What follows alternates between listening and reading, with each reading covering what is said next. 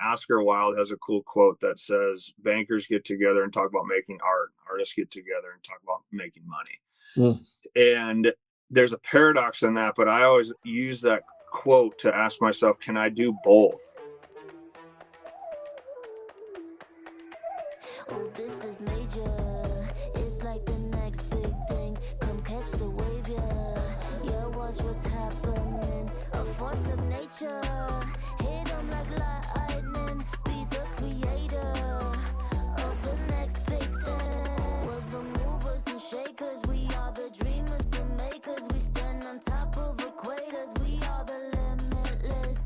Got the future, no papers. We are the innovators. Greetings and welcome to this episode of the Compromised to Alchemized podcast with me, your host, Neil Donnie. I needed to share some of the background info for how Harvey Martin and I connected, who is the guest that is going to be coming to you from our recording.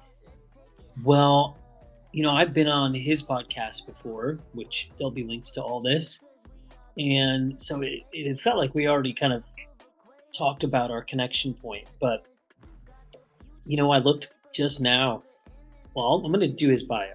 Let's do that first. And then I'll tell you all, when he reached out to me a year ago, after I had posted a photo of me with Darren Oline, who, through another connection, I was at Darren's yurt in Malibu doing a session for him. And then anyways, Harvey saw the post and Darren gave me his book Fatal Conveniences and signed it, which was a really cool moment after following Darren's work on so many platforms across so many years. But I just loved the fact that he reached out. So I'll read that part of that post that he shared with me. But let's just give you a little bit more insight on who Harvey is. I'm going to read it, and that's I'm going to be looking at the words here because it's too much goodness not to share it. That's the case with a lot of people. Sometimes I do really well at reading your bios, and then other times I just share about what I know of you. So I'll be better at reading what people send me. So Harvey Martin is an entrepreneur and coach for high performers such as professional athletes, musicians, and entrepreneurs. In 2012, he began teaching courses related to health and fitness at Minnesota State University, got his master's degree, and he consulted collegiate programs around the country in the athletics realm, like Ohio State, Oregon State, in mental skills and organizational behavior. He spent 8 seasons during that time in the Milwaukee Brewers organization as a player and a scout for both professional and amateur players. In 2020, he expanded what he was doing to organizations like the Carolina Hurricanes, Seattle Mariners, San Francisco Giants, facilitating sessions with USA Olympic teams, NFL groups like the Houston Texans and Pittsburgh Steelers. His work stretched to major bands like Rufus del Sol. And in 2025, he was the performance coach on the Upside Down tour with the artist Mike Sander Mike. During 3 Major League Baseball seasons between 2024 to 2024, he was the Major League Human Performance Coach for the San Francisco Giants. That's pretty epic. Oh my gosh. Where he oversaw the team recovery systems and mental skills programming. He individually has worked with numerous MVPs and All-Stars across all major sports, as well as Stanley Cup, Super Bowl, and World Series champions. His work has been featured in major publications such as the New York Times, Sports Illustrated, AP News, and The Athletic. He has spoken and led workshops with several Fortune 500 companies, and through creative endeavors, hosted over 300 interviews with top athletes, doctors, authors, and entrepreneurs. While publishing 2 books, Breathe, Focus, Excel, Exercises, Techniques, and Strategies for Optimal Athletic Performance, and Without Words, Mastering the Art of Being. So these 2 books, pretty epic. He's got Breathe, Focus, and Excel, and Without Words. So that's a lot. That is a lot to do in one's life. And Harvey's young. I think I'm 10 years older than you. And so Harvey is just living his personal legend. He's going to share more about that, of course, but you know, we dive in deep into some topics that we've been messaging each other about via text, voice memos, and all that. So even though it's been a year, that's been crazy. It feels like it's been longer, or it feels like we just met. But it's been really phenomenal to almost put on several events with Harvey. But that's just kind of the people we are. We're like, should we? Let's do it. And then it's like, no, let's wait because we're also very intuitive. So I commend, Harvey on following his intuition through so many of these instances. He's going to get into legacy, what he learned from his dad, what he's learned from so many out there. He's going to get into um, what it was like to know the inside scoop of numbers and how that goes. And I'm not saying that he's divulging secrets here. He's just sharing his philosophical journey of what shaped him. So he makes the emphasis that not necessarily like really going in deep about NBA or I'm sorry, like MLB or so but it's really phenomenal to hear somebody who synthesizes so many different seemingly disparate thoughts and fields of study and interests and passions and desires into like one outlook on life. So excited for what you think about this interview with Harvey. Oh, again, I alluded to this message, and he said, "Hey, I saw you worked with Darren. I've known Darren for many years. He's the man." You know what? I listened to the episode that Darren only did with Harvey um, back in 2019. I was listening to that. And I'm like, well, this is crazy. That's like 7 years ago. Um, so and Harvey mentioned some things, and just mentioned he actually um, experienced a lot of breakthrough in so many things with anxiety, with issues related to anatomy, chronic mouth breathing. So, anyways, he was contacting me about some airway things, um, and we've talked about that some. We've overlapped some in that, but yeah, definitely. I think he's definitely. Oh, and I didn't even mention this, but we're now part of a book club together. So I feel like it was a book that one of our Raphael McMasters wrote, who I interviewed last week on the podcast. His episode aired last week on the podcast. Um, Amazing book. I've already read through it some. My daughter's read a little bit of it. So we'll be. I'm excited to share more about our book club journey and way more than that. So enjoy this episode. Have a blast. And share this with somebody needs it. We have to focus like lasers, we doing it big. Oh, this is major. All right, I'm excited to be here with you, Harvey, on the Compromise to Alchemize podcast. It's like a beautiful. We've been talking, so it's good to just spend time with you. I get really excited about some things. I'll allude to those and we can dive in, but I was reading your recent Substack article, but then I was looking at a couple posts, and you were posting about not only like the deep range of and the breadth of knowledge you have about consciousness and awareness, and then also it really struck me when I saw you post about the geometrical shapes that you've been into, because it's something that's been coming up very recently for me again. And then going back like at least 10 years, I had a period of robust immersion into, looking into shapes and seeing. But I think those of us who are like always delving into furthering our awareness and Yeah. and integrating into life somatically, and we're kind of like going to tune in to the sounds, the shapes, the patterns, the algorithms around us, because that's life. So um, you're one of the deepest people that I feel like I've met in talking about that range of things. And yeah, for that, I'm excited to see where this conversation goes and what we'll chat about. Totally, man. I'm just grateful to be back here with you too. I feel like the first time we ever connected, we really bonded really, really quickly. And I think we have one of those relationships where you can go a few months of no contact and then instantly talk, and you feel that love and connection right away, which is a really special thing. So I share that with you. I also it's humbling to hear that initial start by you, because I'll probably talk, especially if we dive into shapes to kick off. I feel so as if I know nothing so aggressively.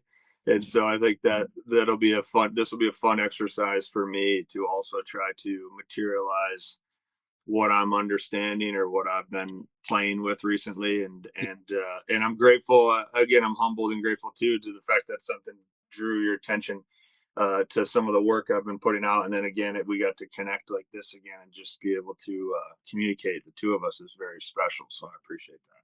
Yeah, I mean, it was going back to how we first yeah, so I got the great opportunity to be on your podcast Yeah. and loved that, and just looking through conversations you've had with like different people, and I mean, people by now have heard the intro that you've worked with athletes, and Mhm. you that's how, as an athlete, then helping other athletes, and then breath work, and you just, I think when you do that, when you look at helping people and then you cover it from such a big spectrum, wide spectrum, then it naturally expands an already awake or aware kind of living style to look at more. So, I mean, yeah, like you're in Phoenix now, right? In the Phoenix Yeah. area, right? You Yeah. mentioned Cape, you can mention anything.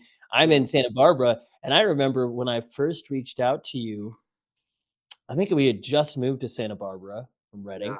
I do remember that. and Yeah. I was planning, I was like, "I feel like I'm gonna be in your area." I ended up getting out there to do my Floor of the Mouth tour workshop, and it was just, like, odd. The timing of it happened to be when you were migrating your yearly migration to Minnesota, and I'm like, Yeah. "Oh, we missed each other." And then, I mean, we've had a stream of consciousness almost thread back and forth with voice memos and text messages about collaborating Hmm. on Hmm. events together in Minnesota even. So, Totally. and then we've talked about Phoenix and Scottsdale, and then more recently, so anyways, I just know that's in the works too. So I feel Yeah. like this is because I can see the connection points have been so vivid, so real. It's like it feels like we've already hung out in person in that Totally. way. And then I know you reached out, or I don't know, we connected because we connected around the post that I put out there on me going to hang out with Darren O'Lean and to his yurt in Malibu. And shout out to Darren for being the one who is the reason we're connected. And Yeah. I just was like, so cool. Like we talked about that, and you've known him. I listened, yeah. Again, I listened to a little snippet of your interview with him when you interviewed him back in 2019, and I Yeah. was like, It's wild. you sound different, but you're the same. But you've Mm. grown so much because everybody grows, and you got kids, you've got this lifestyle of, I loved. Okay, so here's where I'll enter into Sure. my monologue. We'll stop for a moment, and No, it's beautiful. oh, I love your musings on the way you view living, how you gain such enrichment out of the different places you live. Mm. Let's, because you lived in the Bay Area on Oh yeah. the, but Lombard, street, the Yeah. windy road. Yep. But you talk about this beautiful kind of way of seeing the desert Hmm. of the Arizona, and then you talk about the winter and the cold of Minnesota, and how for you those provoke you to like really contemplate about what it's like to live in those places. I think, have you referred to yourself as like a semi-nomadic before? Is that something Totally. that's, yeah. Yeah. Can we start with you just going into anything you want to share about that? Just the way that you view that. I love it. Yeah. Absolutely. I like that lane. That'll be a fun lane for me specifically to dive through. When I was growing up, I'll take it back to an early age. When I was growing up, I still I still used the same passcodes and things of when we were young, and okay, obviously keep those private. But I'll probably stop talking through that lane now that we're such a Right. virtual thing. Right. Yeah. But my first home, where I can go a different route with that, is my first home. I never thought I was going to leave that, right? And it was because I was a child, and you're young, and there's different perspectives to that. And we had a beautiful house when I was a kid, and beautiful maybe materially not a visually beautiful home, but it was, for me, it was amazing because it was built out of my dad's vision for sports. My dad's a big sports fan, and we had a huge yard, and we lived in a woods basically, and we had all these things that was really cool. My dad built a full court basketball court on excuse me, on one side, and let me get myself back, but sorry. And then in the back, he would paint lines for a football field, Mm. and he would build a big football field in the back. And then on the side, he built a fence as a home run fence for a baseball stadium. And he put foul poles on the side of the fence and all stuff. And we played so much wiffle ball that we had our own dirt infield that ended up, curating that over the years. And we had this baseball field. And then in the front of the house, he would build an ice rink every winter in Michigan. And so we sort of had these 4 season parts, right? Mm. And Yeah. I thought that was so cool. And it kept me outdoors 365 days of the year, living in the north for any sport.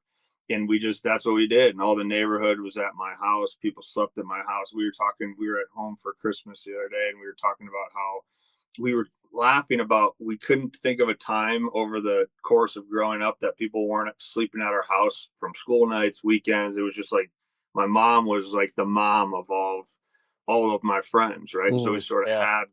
had that energy. But where I'm going with this is that I thought that was going to be life forever.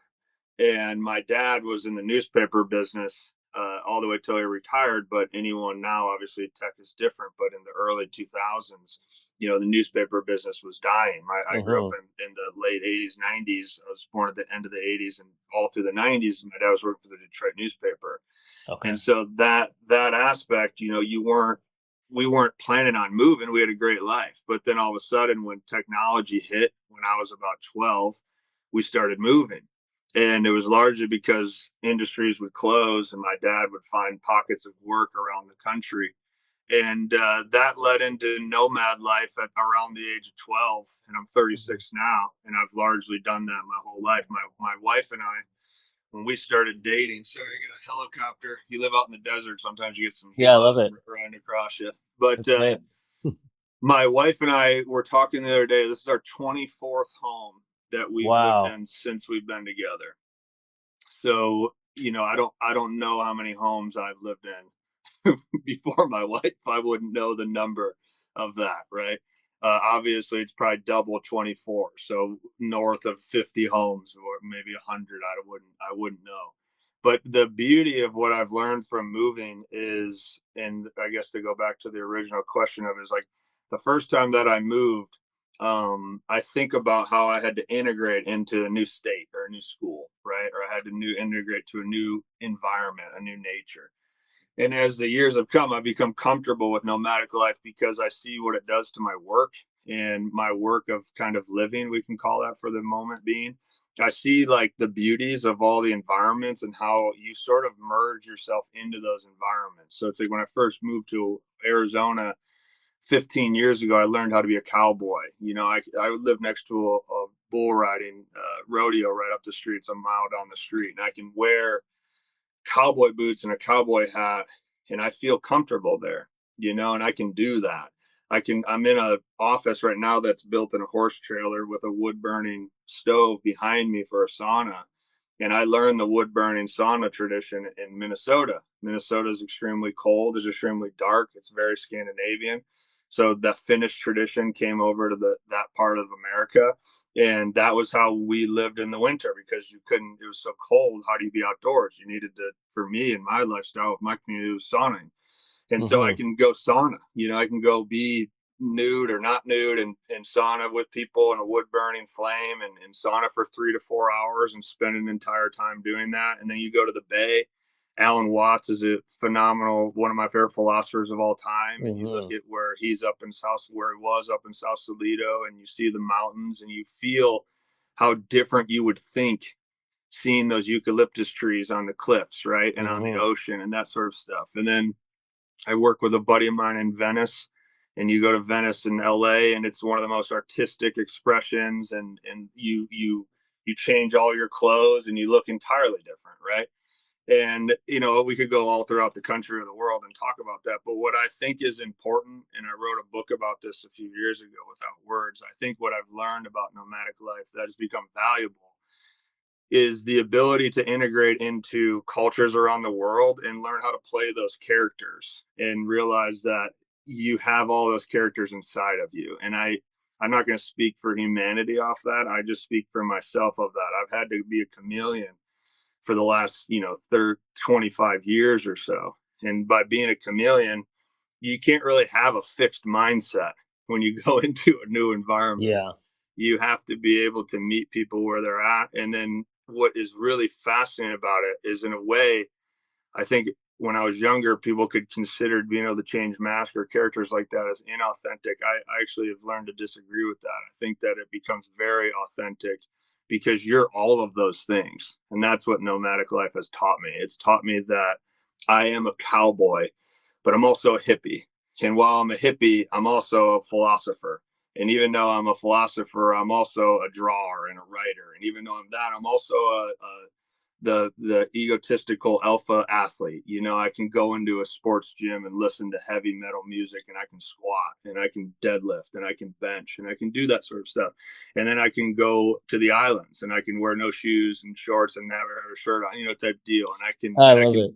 yeah, and I can play all those roles. Yeah. But I think the value of it is that you learn that in weird ways you are all those roles. And I think, to Hmm. bring it back to consciousness, as you were saying earlier, I've found that to be a lot of what, in my understanding of what consciousness actually is. I want to jump in just because you said so many things that like I'm like, oh, now I want to talk about this and this, but it's like, and you can, you know, forgive me for interrupting you, but I love it. No. I mean, it's been especially profound to me with my work in the Bay Area, with Mm, the work I do in LA, in mhm, Santa Barbara, Montecito, and then the tour that I took around the states. But then um, teaching in Singapore, New Zealand, Australia, and then my mhm. wife and I have a travel blog we used to run back in the day called Co-Muse Travels. It was all Wow. based on inspiring one another because we would co-write poems line by line that we called lullabies for cities, and we used to sell those in stores and things like that and online.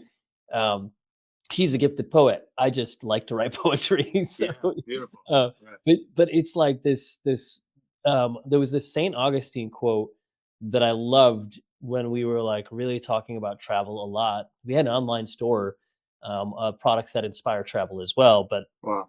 it it was more about the places that we went. My wife has been to like at that point, she had been to 10 more countries than I had, well, way more countries than 30 more countries than I had been to in her travels. But the St. Augustine quote was like, the world is a book, and I said, like, and each page is like a different place that you go to. And so I'm like, in this book of life, I just want to go not to as many pages for the sake of the land and the terrain, but I know it's like you expand your awareness, and when you Yeah. connect into cultures, and I love your phrase. Now we're going to call you the cowboy hippie Yeah. philosopher. That's so. I think that's such a good that's such Yeah. a good description of you, man. I love it. I appreciate that. Yeah, I used to get intimidated about that when I was younger, like I said, because I would always come back home to where I originally Mhm. was, and I would be gone somewhere for like 2 3 years, and I'd come back with cowboy boots, and no one had cowboy boots on, and they would be like, "What are you doing?" And that's why I mentioned that in the sentiment about the inauthentic vibe of it, right? And I find it very authentic, and a thought that comes to me when I say that is because and again, I'm generalizing, which is usually unfair anyways, but it's to consider we think of being authentic as being the same person all the time. And I definitely Mhm. agree with that to a sense for sure. But I disagree with that entirely because it's like when you and I go talk to our kids tonight, we're not going to talk in this tone that we're No having way. right now. Right. No way. Yeah, No yeah. way. So we're gonna change state entirely. So I think Yeah. what becomes fun about understanding consciousness is trying to understand how to play all the roles Yeah. that it in a way demands of Yeah. you to Yeah. be authentic. Well, just what you said, it's like I was just thinking about this a week ago, because in high school, and I'm Mhm, 45, so what, mhm. 9 years older than you, but Yeah. I was in high school in Illinois, where I grew up, small farming town, and just in one moment, I think it was my junior year in high school, right? I'm just like Mm, 17. And I mhm. really wanted to go on this spiritual retreat that people get to go on. It was a Yeah, Catholic school.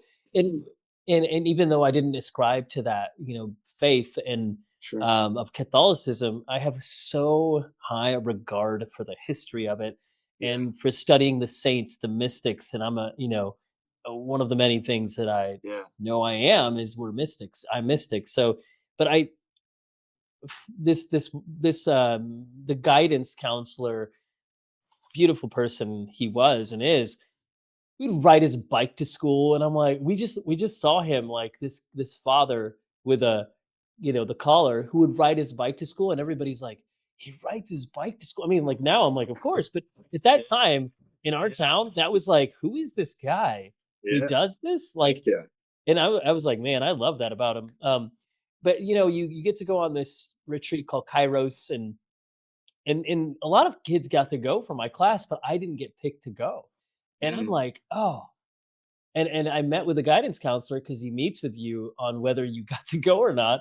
And I'm like, I really wanted to go. A lot of my friends are going, and I went senior year, so that okay. was fine. It was a Yeah, beautiful retreat, a few days, and it's really steeped in introspection and connection. And I'm like, profound.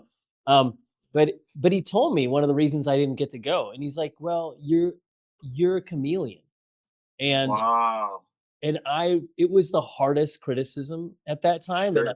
yes, I would love to say that there are different ways I think that could have been done that would have been more affirming, that would have been more validating, because it crushed me then.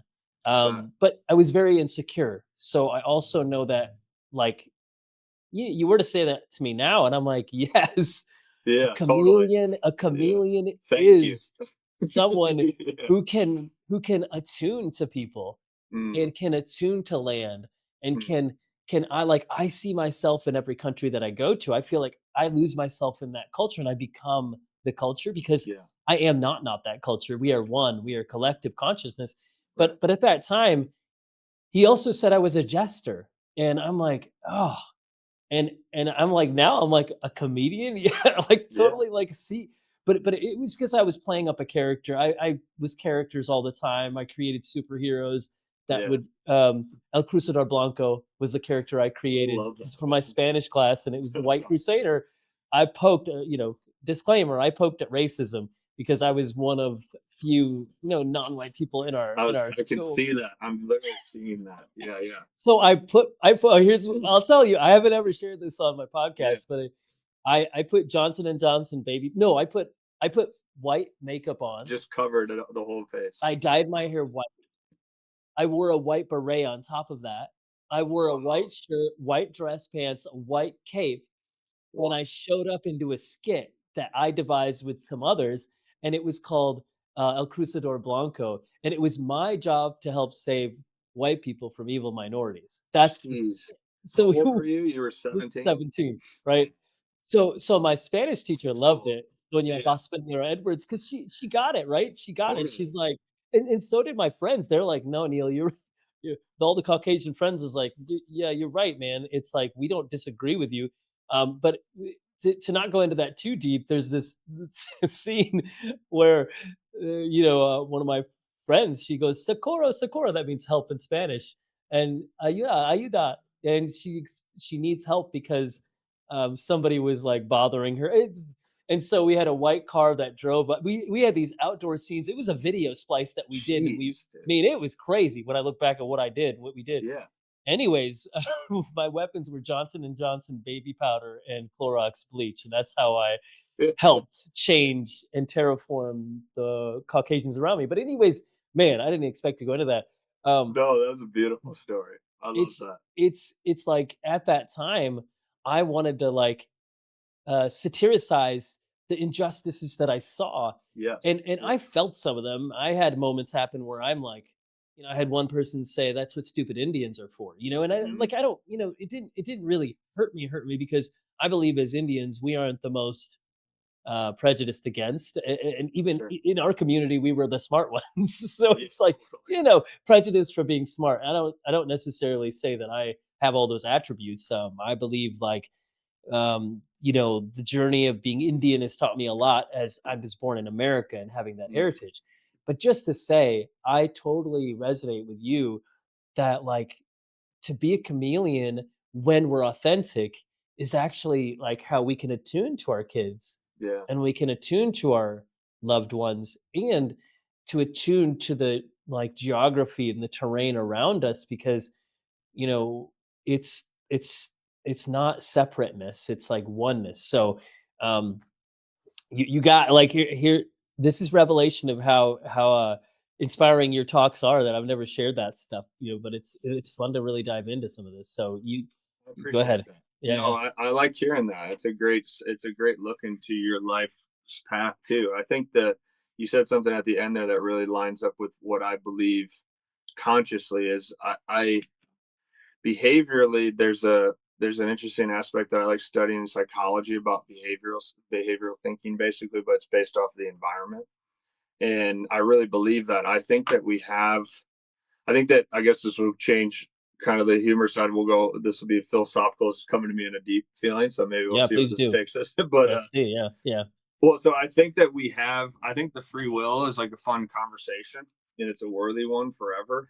I don't think that we have free will as much as we would like to think that we have it, right? I think that it's worthy pursuit of having free will and pursuing that. I think that's enough of free will.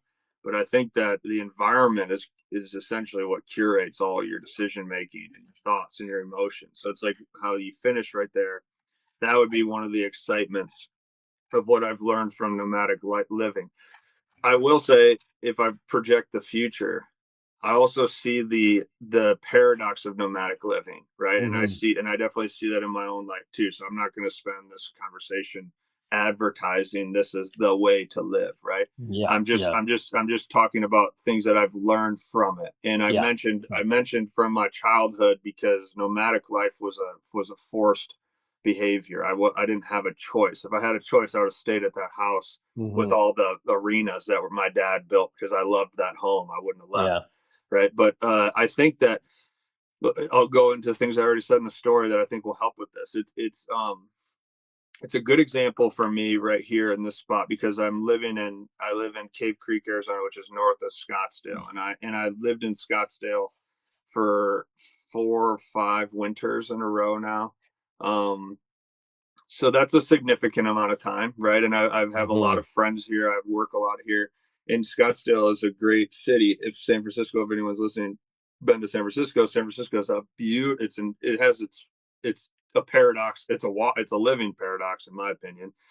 It's the highest and the lowest in real time, but Hmm. it's like it has so much beauty to it too. But what I would say is when I was here last year, and I'm surrounded by a lot of, out of respect for this verbiage, I'm surrounded by a lot of. I think the only real way I can put it is high end, high performing people you would see on TV. Very entertainment business environment here in Scottsdale, and there's nothing wrong with that. When I'm in Minnesota, it couldn't be more opposite. It's the exact opposite. It's very northern country, quiet, not very materialistic where I live up there, and it's just a different vein, right? It's a different lane, I should say.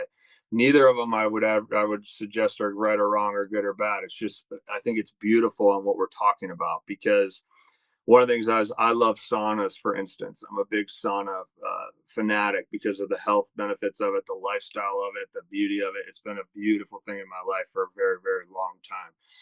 It's funny when I'm down here because people ask me regularly because of my line of work if they should get a sauna. What sauna should they get? Hmm. And I have said 100% of the time, every time I've been asked, get a wood burning sauna. Not Hmm.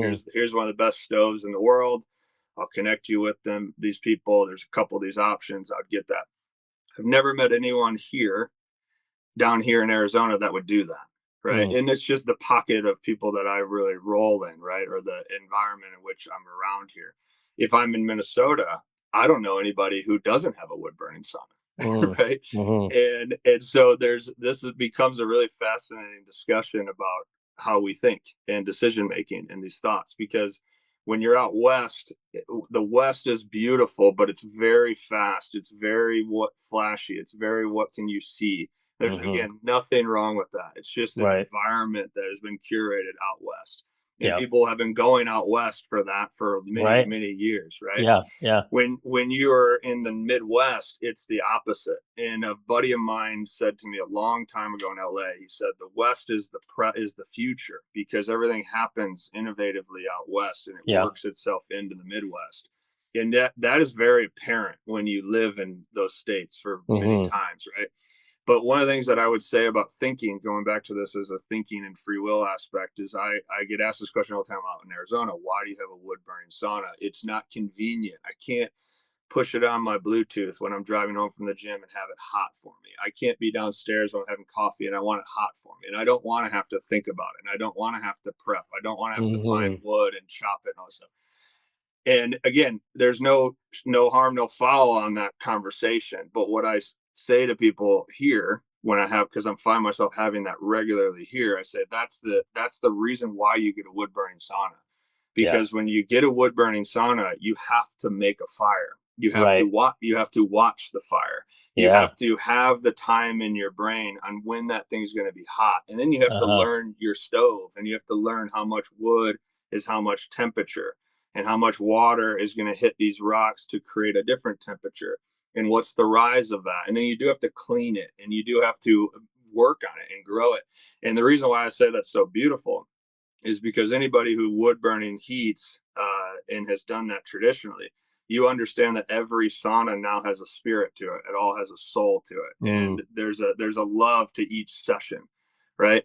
And I say that because that metaphor I will hold on to hopefully for the rest of my life because I find so much value in having something in my life that I have to do that to have a sweat and it forces me to slow down. And I think the thing is when I'm here out west and I see that lacking in just this exact example, it's because people want something to slow down, but they're not seeing the how the environment is what slows you down, not you thinking you're making a choice about slowing down. You have to create, in my opinion, you have to influence the environment rather than influence your thoughts if you Mm. are focusing on that because you Mm. going back to free will.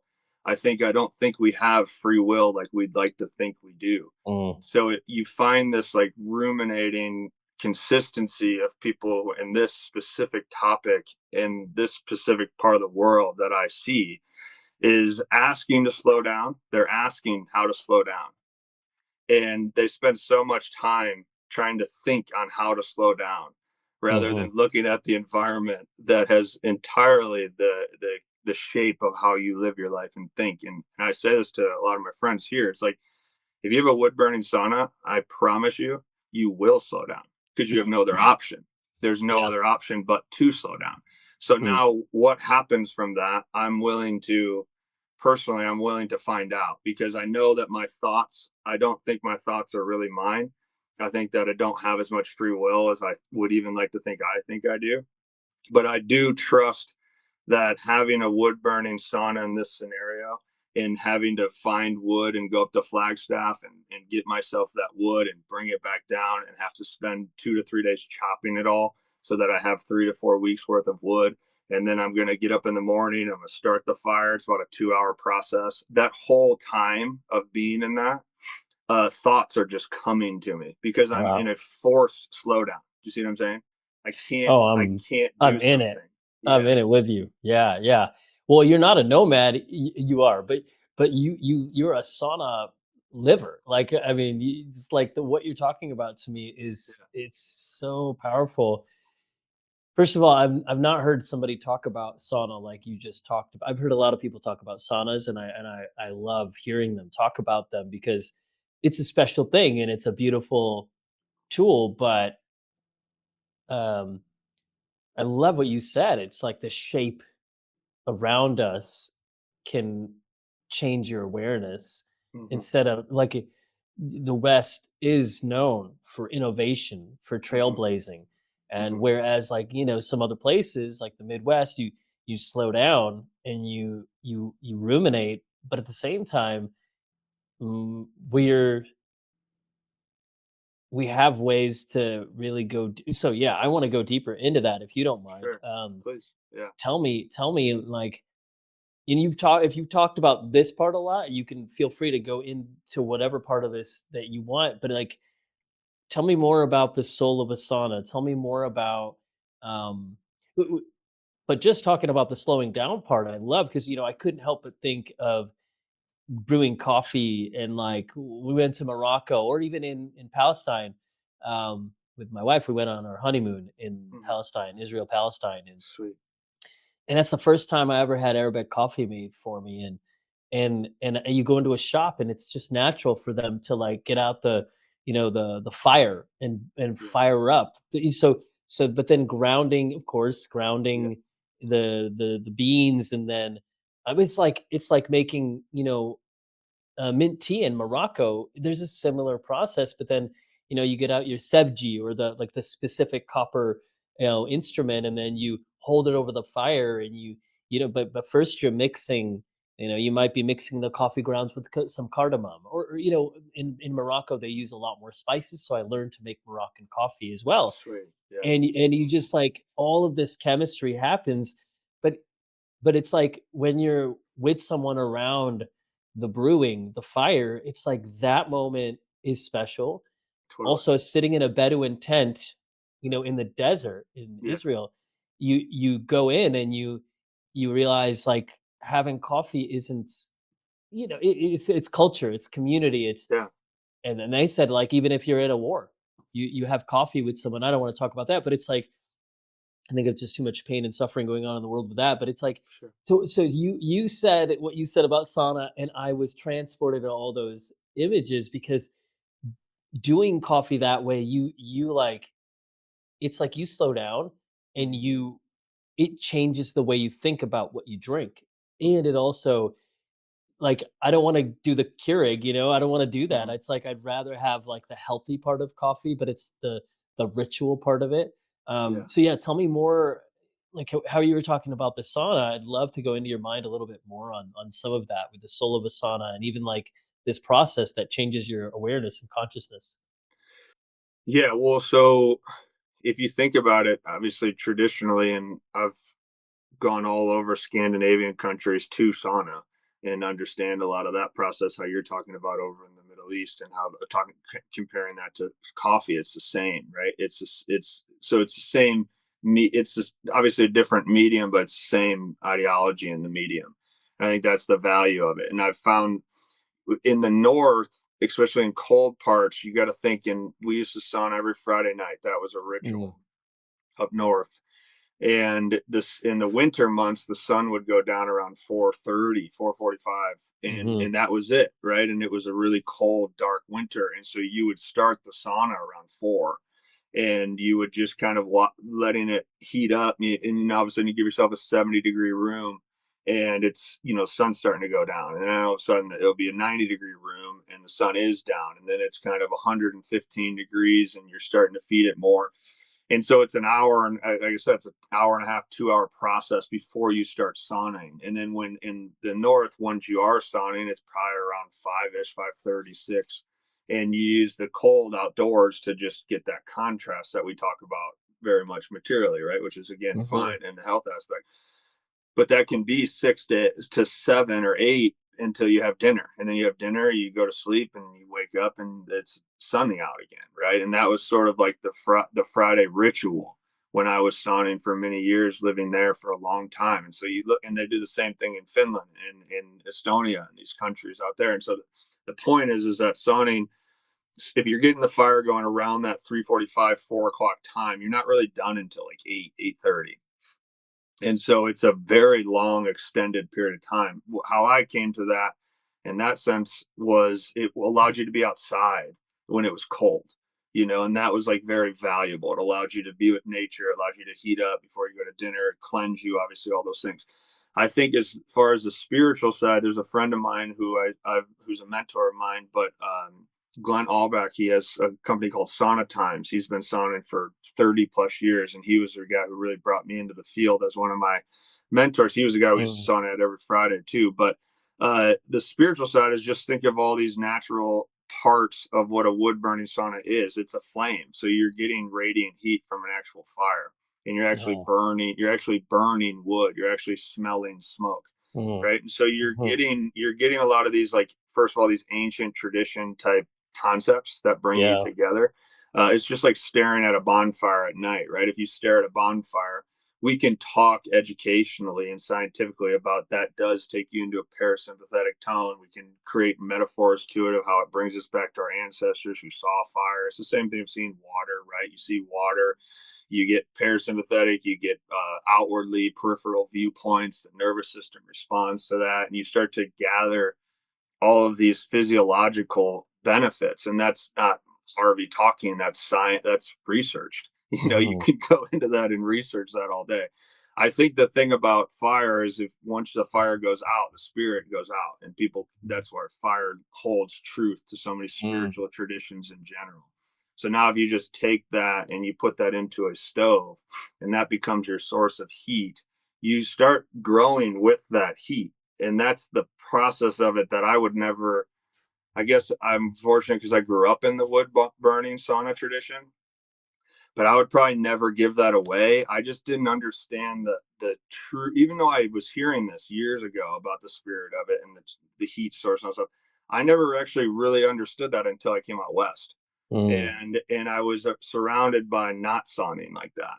And I put my sauna on wheels so I can take it wherever I go on nomadic life, right? So I have a mobile sauna with me to have it with me Right. because of how much it means to me. But I guess I never really truly comprehended how valuable it is as a lifestyle for your beliefs of what living really is until I was out west and I saw how not traditional that is. Does that make sense? Yeah, absolutely. Yeah, it's so good. I think about how the element of fire Yeah. is for one of me or for me, it's one of, the elements. I just love the interplay with all of the elements from a meditation perspective, and looking at how fire can pertain to, of course, like in the Chinese medicine world and the Yeah. Chinese world, is the fire, the triple heater. Yeah. That organ system that we have that we don't recognize in the West, but those of us who delve into that, and we have these like churning metabolic centers within us. But then we have that like flame of awareness and consciousness that I Right. feel when I'm staring at the even when I was getting ready for the interview with Tracy at her home, near her studio, Tracy Dews in San Diego, her fire was going, and like I was just staring at the flame Yeah. of that fire, and I'm like, I've never seen a flame like that, because every fire is different and every Right. flame is different, and anybody who cultivates that flame, I'm like, something went into this, even if it's just about that fireplace and it's just what it does. But I could think of fires that I've been around, from Madagascar, and after delivering chiropractic care to like some of the population there, and then the Boy Scouts are like the liaisons there. They're not just like scouts who learn things; the liaisons between government and society. Mm. So the Boy Scouts were the ones who made sure we had all of our translators to translate our work, make sure we had all of our arrangements made, and also they made sure that when we got done serving their people, with chiropractic care, we saw beautiful things happen with people paralyzed becoming moving again, and Sure. all this stuff. But they celebrated us at the beach, and they built the fire and played the kabosi guitar, which they make out of wood, Yeah. and then they anyways they make these instruments and they play them. And in the moment I saw that fire, I'm like, they made this fire, Yeah. and it's a commemorating ceremonial fire that is one of the biggest thank yous that I think we could get, Totally. along with the other things. So I just see all that in like the way you talk about. I've never thought about sauna like you're talking about it, and now I realize I need to, because it's much more a ceremony, and I know that's part of what I've seen you share. Well, yeah. Also, like thinking about some of the gatherings that you've created, Yeah. and how much you view like communities centering around practices and rituals. Like, definitely you come in with the breathwork perspective and Yeah. awareness and consciousness, but you talk about the sauna as being a central place. So yeah, I get it more now. So, tell me, like, uh, I almost don't want to go there yet, but I can't help but think about the contrast. You coming to the West showed you more about your appreciation for that wood burning, you know, sauna. Um, is there anything that, like, you coming to the West gave you more appreciation for about Minnesota? Totally. Well, I'm grateful you asked, because I don't want to bash on the West at all, because No, yeah, absolutely. I hope it's not coming off like that at all Not at all. Not at all. either. Because when I went back to Minnesota last April, Chelsea and I and my wife, we hadn't been to Minnesota in about 5 years. We'd been Oh, straight yeah. the Bay to the Arizona, Bay to the Arizona for about 4 or 5 years straight. And then we decided to go back to Minnesota for the summer. And we were nervous about doing that because we had left that, and we were concerned if we would go back into an old way of being. And I think that's a natural concern. But Mm, one of the motivators or drivers of going back there was that we had felt that we were too living too quick out here. mm, And I think one of the go back to the aspects is, like, again, I think the value in is both, right? Oscar Wilde has a cool quote that says, bankers get together and talk about making art, artists get together and talk about making money. mm, And there's a paradox in that, but I always use that quote to ask myself, can I do both? Can I have the ability to be in an LA, Los Angeles high end party, but then also at the same time be up in northern Minnesota in the woods in camp? And I think that if I have the capacity to be myself and live and learn and listen and ask questions and communicate from a space that I'm capable of communicating at, I think there's a value in that, metaphorically.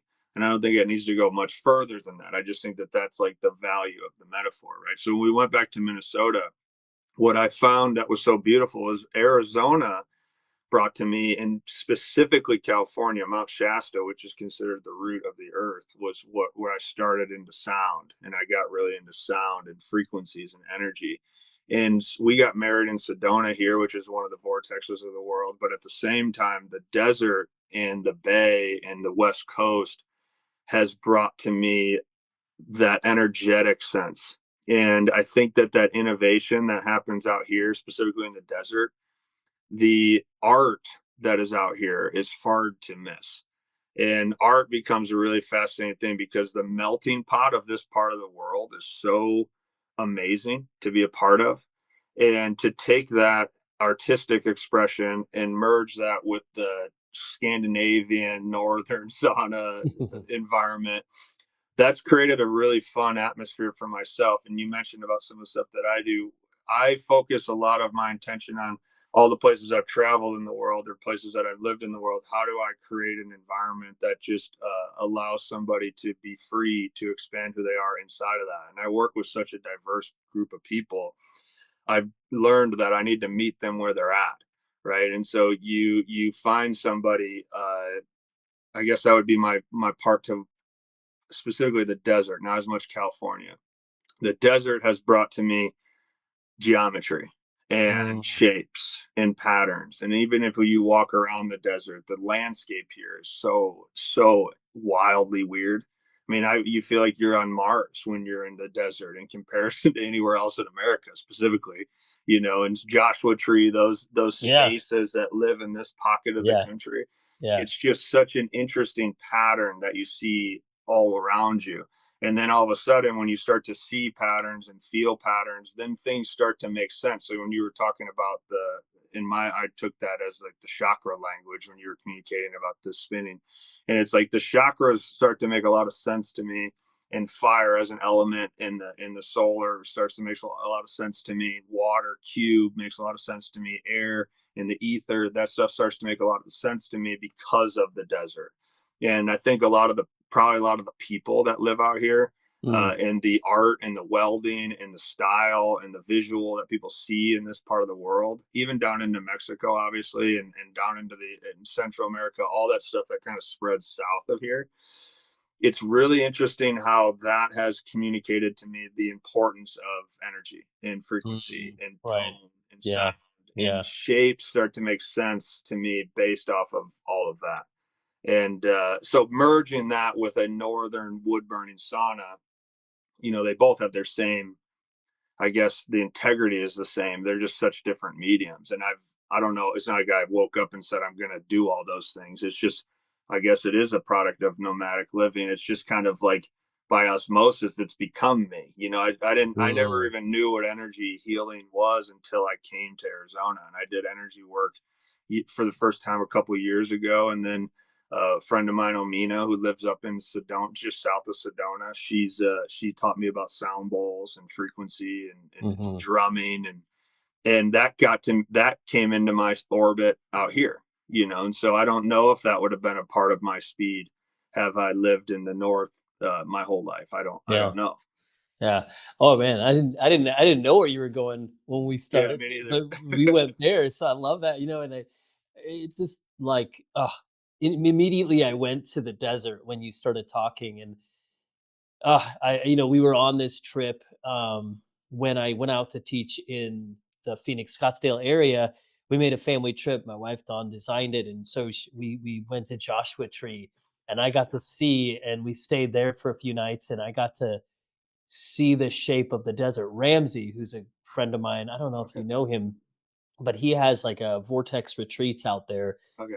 Amazing experiences where people can go to it. But I just looked around and I'm like, you see it, it speaks to you. So you have more collected, uh, I think, articulated understanding about the way that this desert has influenced you.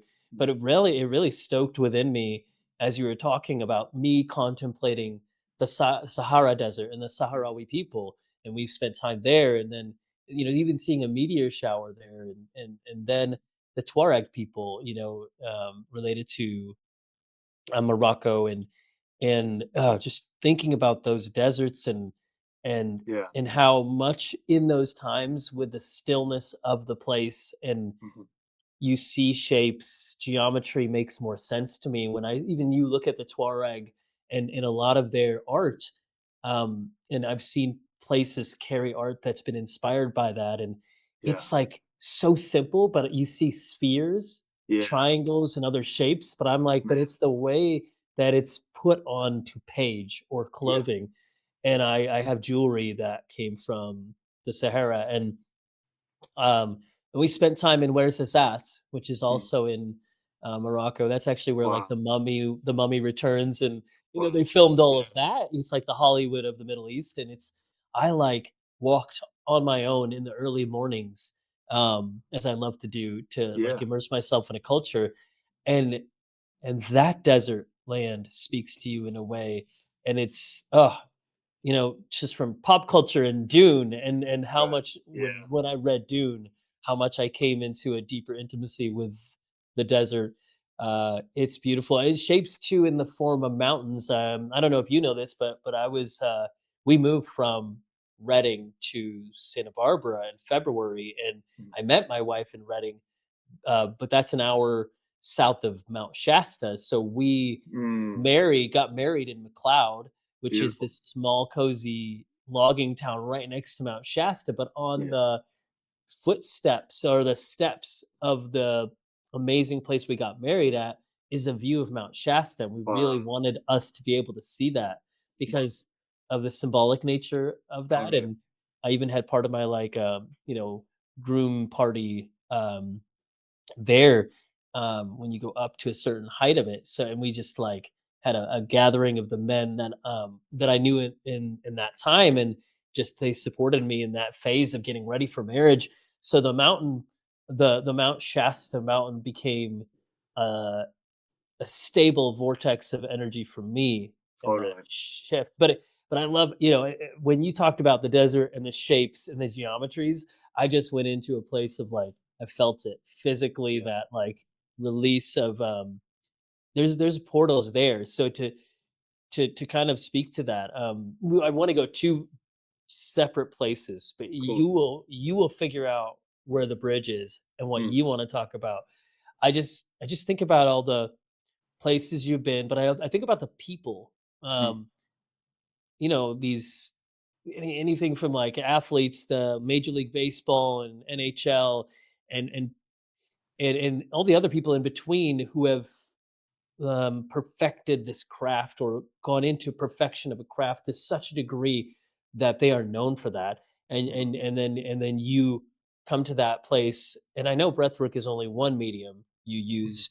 Um, because people like Jesse Coomer, who we both know, is like, I Yeah. love how breathwork for him is an aperture through which he can help somebody, and he loves to talk about mental health, and that's Yeah. That's his jam. perspective he Yeah. carries. It's his jam. Yeah. And then it's like breathwork is a medium, as it is for us in consciousness, through which you can go through this aperture and talk about and help Yeah. people in a certain way too. So I both want to talk about that, and I want to get back to shapes, geometry, and Totally. like those things that inspire you, because I think that's a great muse for us to go into. Yeah, well, if I'm hearing that accurately, I think breathing is the foundation of anything, right? It's like I don't think you can sauna, sound bath, energy work, movement, cold tub, hike, philosophically think, contemplate, etc.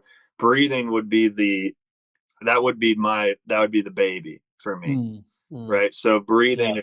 if you come to my house, we're gonna do some variation of breath because in my understanding I haven't come across I'm definitely I don't I think I have a dogma to this, but I definitely I at least I hope that I hold space for me being wrong as well and being open to that. Hmm. I, I am rather dogmatic in my opinion that breathing is the foundation of humanity. Hmm. That would be the direct gateway we'll call into spirit or coherence, and then in a more material sense that would be into your mind and your body because there's just so much beauty to do with that, right? You can work at it purely anatomical and look at it posturally, and you can work purely just that structure of the body and not even talk about physiology or psychology. Now the thing why it becomes so fascinating to me, as you and I both know, if you and I were to work on our anatomy and just focus on breath Mm, practices that are only towards anatomy. You and I both know the undoubtable byproduct of that is physiological shifting. There's yeah. going to be a change in physiology. And if the physiology changes, as you and I both know, undoubtedly 100% guarantee byproduct of that is the psychology is going to change. Mm, And mhm. so breathing is like hard. Like I said, I use the word dogma strategically because breathing is hard for me to see outside of the Mm, fact that it impacts everything. yeah. And it also, I think we know this at large scale, but it also is something that is obviously unconsciously governing everything in the body that we can make conscious, which when I really understood that, I think you can hear and know things, but understanding is drastically different, right? And I really I did not understand that as a player, as a professional athlete. I knew that as a professional athlete. And even when I incorporated meditation or breath exercises with a strength trainer or a sports psych, et cetera, I knew what I was thinking, and I knew what I thought they were saying to me. I didn't come into understanding that until I was done playing sports. And since I've been able to understand the simplicity that you can consciously take over your unconscious environment, it kind of takes us all the way back to what I was talking about with behavioral psychology and free will. Because there is a big, powerful truth there that some infinite source. I wouldn't know how to categorize the term being or is. We can call it God in that sense, but some cosmic energy gave us that gift. And the fact that we have that gift is so wildly, insanely curious for myself that it's never been not the foundation. And I have no incentive to even I used to have an incentive, I think, when I knew to tell people about that. Now that I feel like I have a deeper understanding to it, I don't even feel like it's really worthy of a debate outside of breathing because it's just that in front of you. It's that accurate. It's spoken across obviously every religion. It's in any science. It's when I spent time in major league sports, I've been in professional sports for 12, 13, maybe a little over 13, 14 years now. There isn't a discipline in pro sports, whether that's physical therapist, a coach, a player, masseuse, mental skills, sports psych, that doesn't incorporate breathing. They're Hmm. just working in one of those lanes. They're working in anatomy and physiology and psychology. It's just so blatantly obvious to me that it stands true as the foundation of anything. So breathing is the thing. If we call Yeah. it, if Yeah. there is a thing, it would be breathing. Now, any modality outside of that, it's to understand breathing, Yeah. right? So it's the sauna becomes about understanding breathing. The cold is about understanding breathing, energy, sound. It's to understand breathing, drawing, writing, contemplating. It's really just trying to understand that. And I don't know if I can package that any different than what I'm saying right No, now, it's so but good. that would Yeah, be no, just when I thought you were a hippie, cowboy, hippie. Oh, I can't remember the third word. Cowboy. philosopher. Yeah, of course. Yeah, no, because then I'm like, oh no, you're a you're a sonosopher, right? Yeah, yeah, And then all of a sudden you're a breathosopher. yeah. Uh, There we go. Never said those words, because they sound funny together. But I'm sure we're going to come across something. So tell me now, go into this further. What do you view, either the relationship between breathing, breathwork breathing, and geometry and shape, or how does breathing, give way to shape, or how do shapes influence our breathing?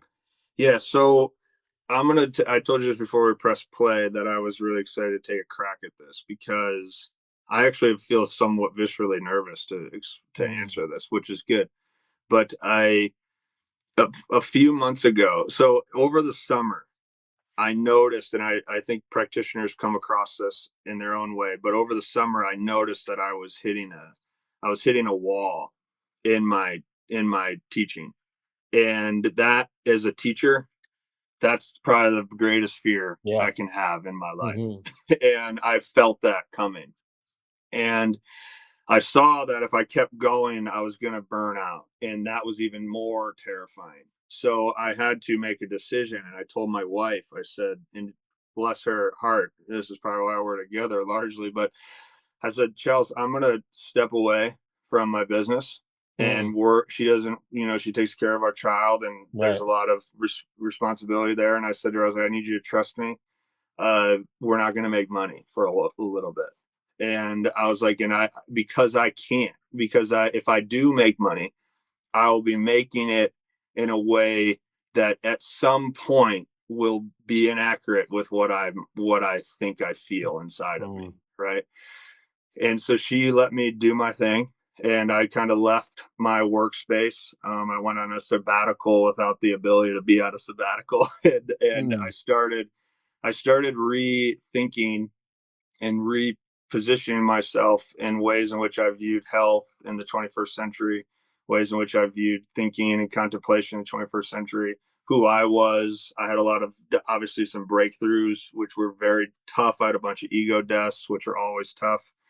And I really went through and considered a lot of the illusions that I was upholding and asking myself how much my connection and relationship to those were. Where shapes came into play is about I'm going to speed up for about 3, 4 months of just kind of pushing myself into who I am. I was up late last night, which is hilarious because this always happens to us. I feel like you talk about those morning walks. mhm, Mine was a late night, and the house was quiet, and I was just drawing. I've spoke for many years to whatever organizations, teams, and etc. And I was having a late night and I was just writing up, if I were to tell the world my opinion of how to be in the world, what would that look like? And just an exercise for me. I wasn't going to sell this. I wasn't going to do anything. mm, I just was working on it. And I just started doing it. And then 3, 4 hours goes by, truly 3 or 4 hours goes by, and flow. It's like that. It went by mhm, in a second. yeah. I had no idea where I was, what time it was. And I got emotional. I'm getting chills right now thinking about it. Mm, I got emotional because I had realized I'd used hierarchies or triangles and circles in presentations, Venn diagrams. I'd done that since college, Yeah. Yeah. and I started getting so emotional, and I had such a rush of energy because I realized, and it just came to me so clear. It just something popped into my head, and it went geometry. You're supposed to study geometry. Mm, You're supposed to not know geometry. You're supposed to understand geometry. wow. And from that moment, that was probably October. And that's why I Okay. say I'm nervous to answer this now because it's Right. so It's so fresh in my mind. fresh. Yeah. Yeah. Yeah. And it's fascinating how last night, I'll send you a picture of a drawing I did last night. I drew a geometrical shape for about an hour and a half last night that I have no idea how it came to me. I don't know how I learned how to do that. I don't know what it is, but it's just coming to me, and I'm letting it crystallize right into my life. But I think the thing that I've realized about shapes and patterns is that we are immersed in shapes and patterns. Obviously, if you talk about the Platonic solids, or Plato said, if you don't understand geometry, you shouldn't even be allowed in here into this philosophical school, right? He's quoted in that. I think what is coming to me right now is that shapes speak to us through nature, patterns shape to us through nature, and we're so disconnected from being able to see that we don't grasp the spiritual side of our connectedness with the world through shape. And shapes in a geometrical part, those are the way that we take intangible and abstract and we turn it into material. And that's why all these in the solids, those are everywhere in the world, right? Because they're the language of God in a sense. They're the way in which we learn how to live. And so when a couple months ago, as I was writing my metaphorical speech, what hit me was that everything I was doing was going into geometrical shapes. Like I wasn't Mhm. writing speeches, I wasn't writing bullet points. I was drawing shapes, and then I was like landing this point. This is where ego exists. This is when personality begins. This is when personality starts to break. This is when illusion starts to fall. And I was just drawing it all through shape, and then I got done with it, and I would have been able in that moment, had been able to communicate that to you only through shape. And that Mm, was when it hit me in October, where I was like, oh my gosh, this is geometry. This is geometrical design. And it gives, now all of a sudden, it gives observation some reasoning. You have some meaning behind observation. So now all of a sudden it's like, if you, and I'm just asking myself these questions in the moment, it's like, if you didn't have chat gpt 3,000, 2,000 years ago, if you didn't have that, how would you have understood morality? What would have taught you that? What would you have asked Google and then had something come back to you with an answer? Because what would you have been asking then?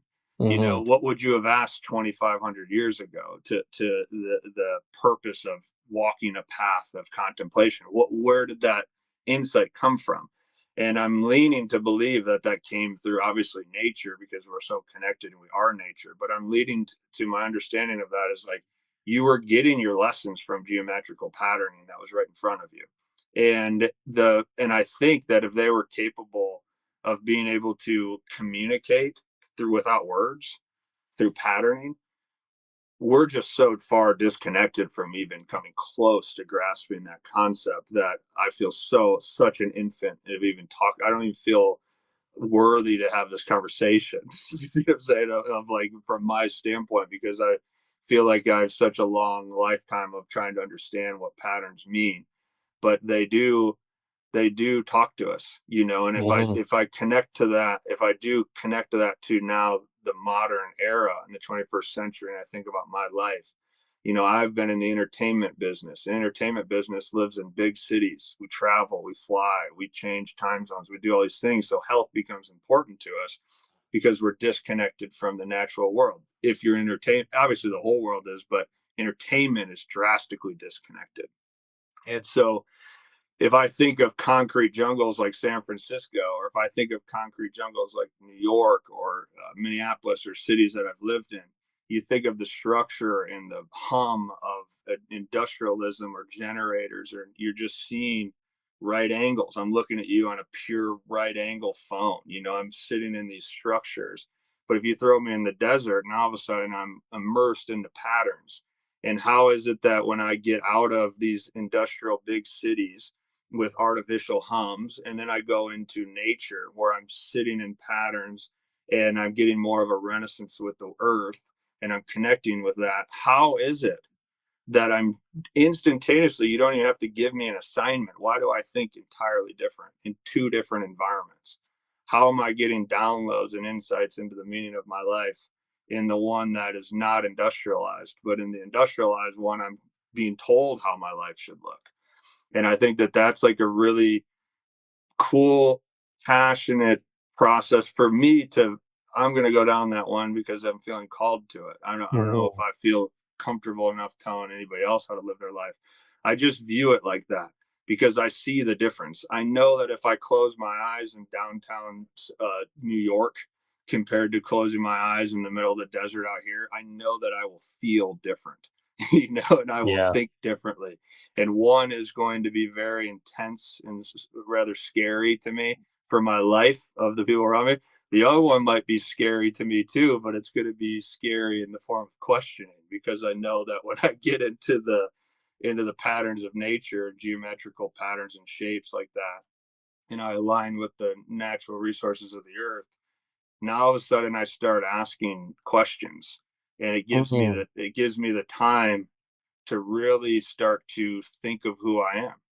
And I find that at night, I've been doing it at night lately. I come into my office and I put two candles on, I have a flashlight over top, and I just start making geometrical patterns.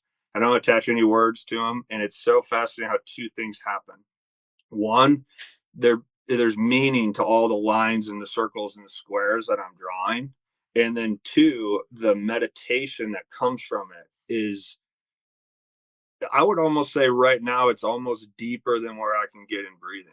It's deeper Yeah. than I can Yeah. get in meditation because it is a forced presence to Yeah. to start designing shapes and You putting got shapes together. I wanna hear more about this, but I feel like, it's like several minutes ago, 2, 3 minutes ago, as you talked, I was feeling this, like, my vision phased out, and you became like a pillar shape, Mm, and I know we're talking about geometry, but very much I wanna, like, say to anyone who's listening, you might have felt this shift and all of a sudden Harvey's voice started to become echoey, and it's not the sound quality. We went into a chamber.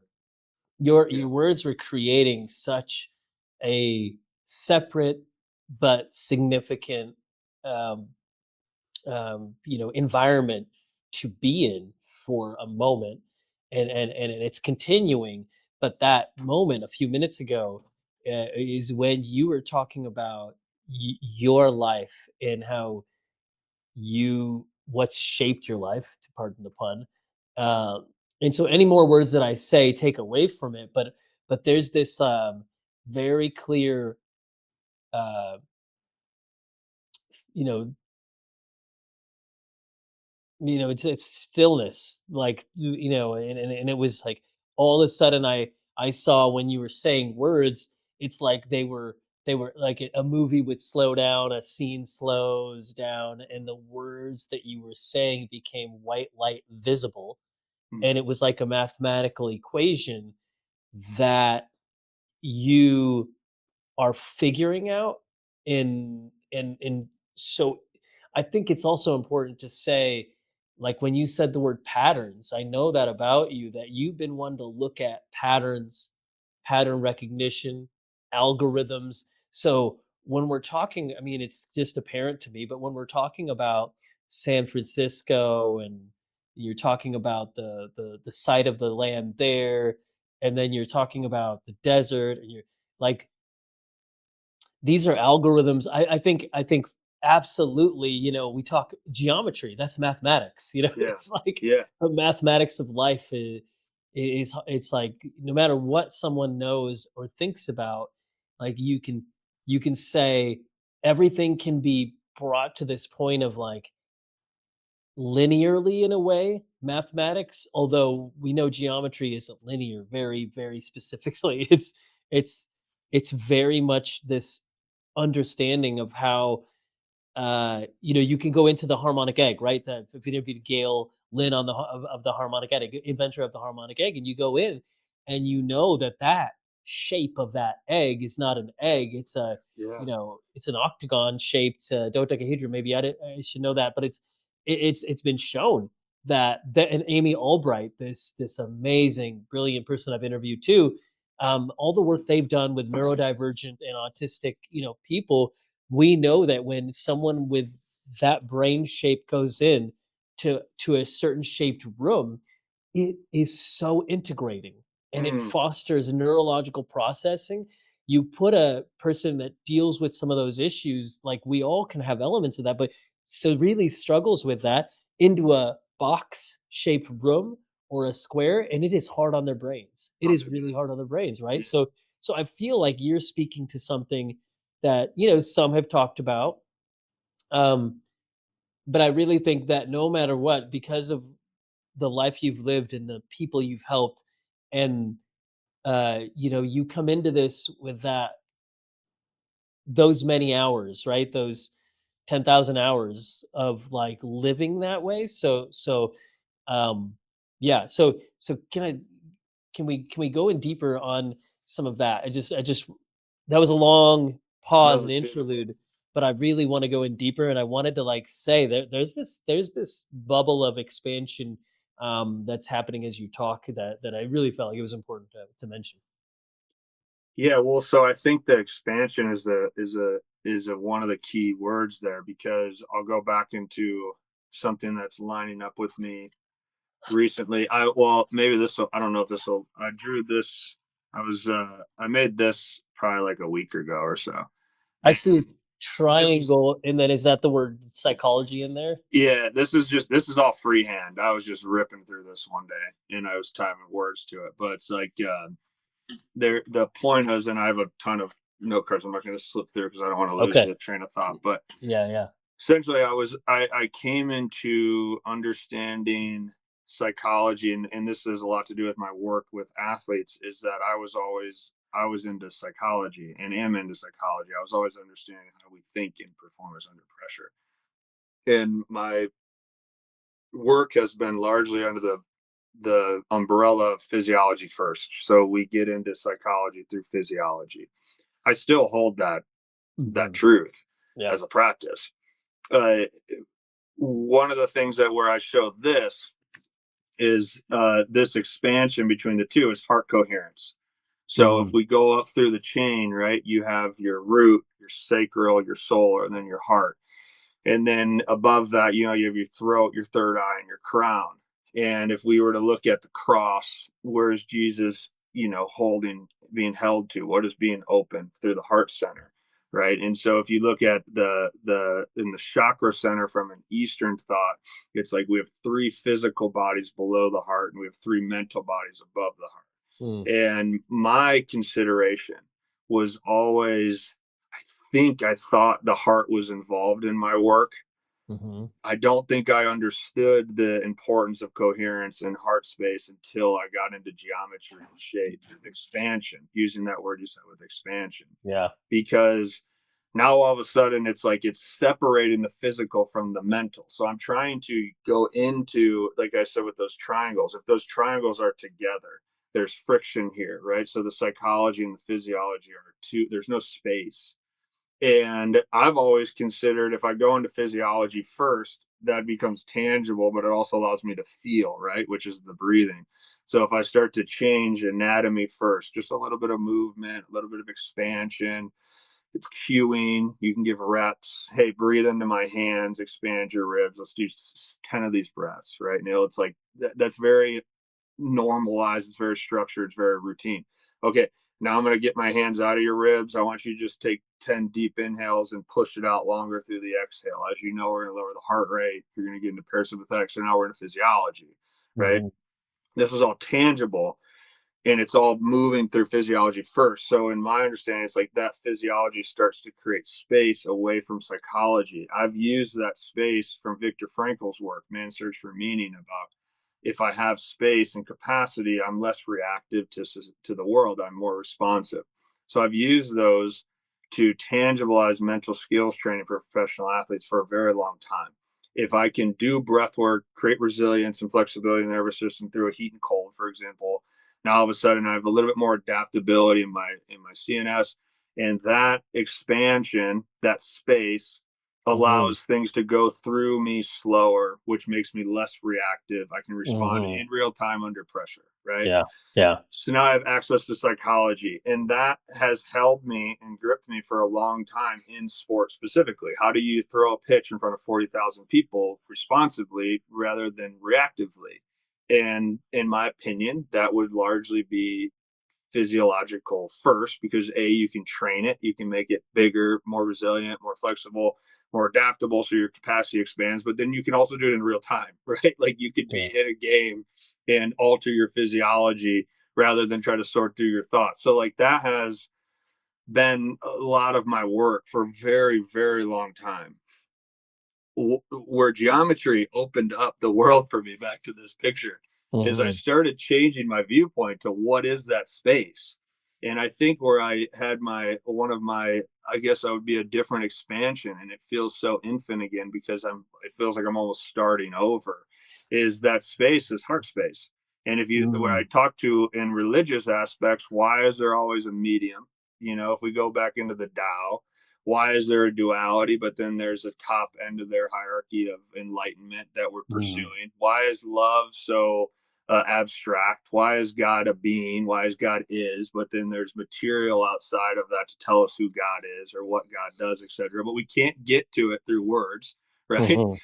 And where it blasted me was, I'm not, I think Viktor Frankl's work got me to everything I just said to you. I think where I'm at in the exact moment is that space, what I'm understanding, is coherence through your heart.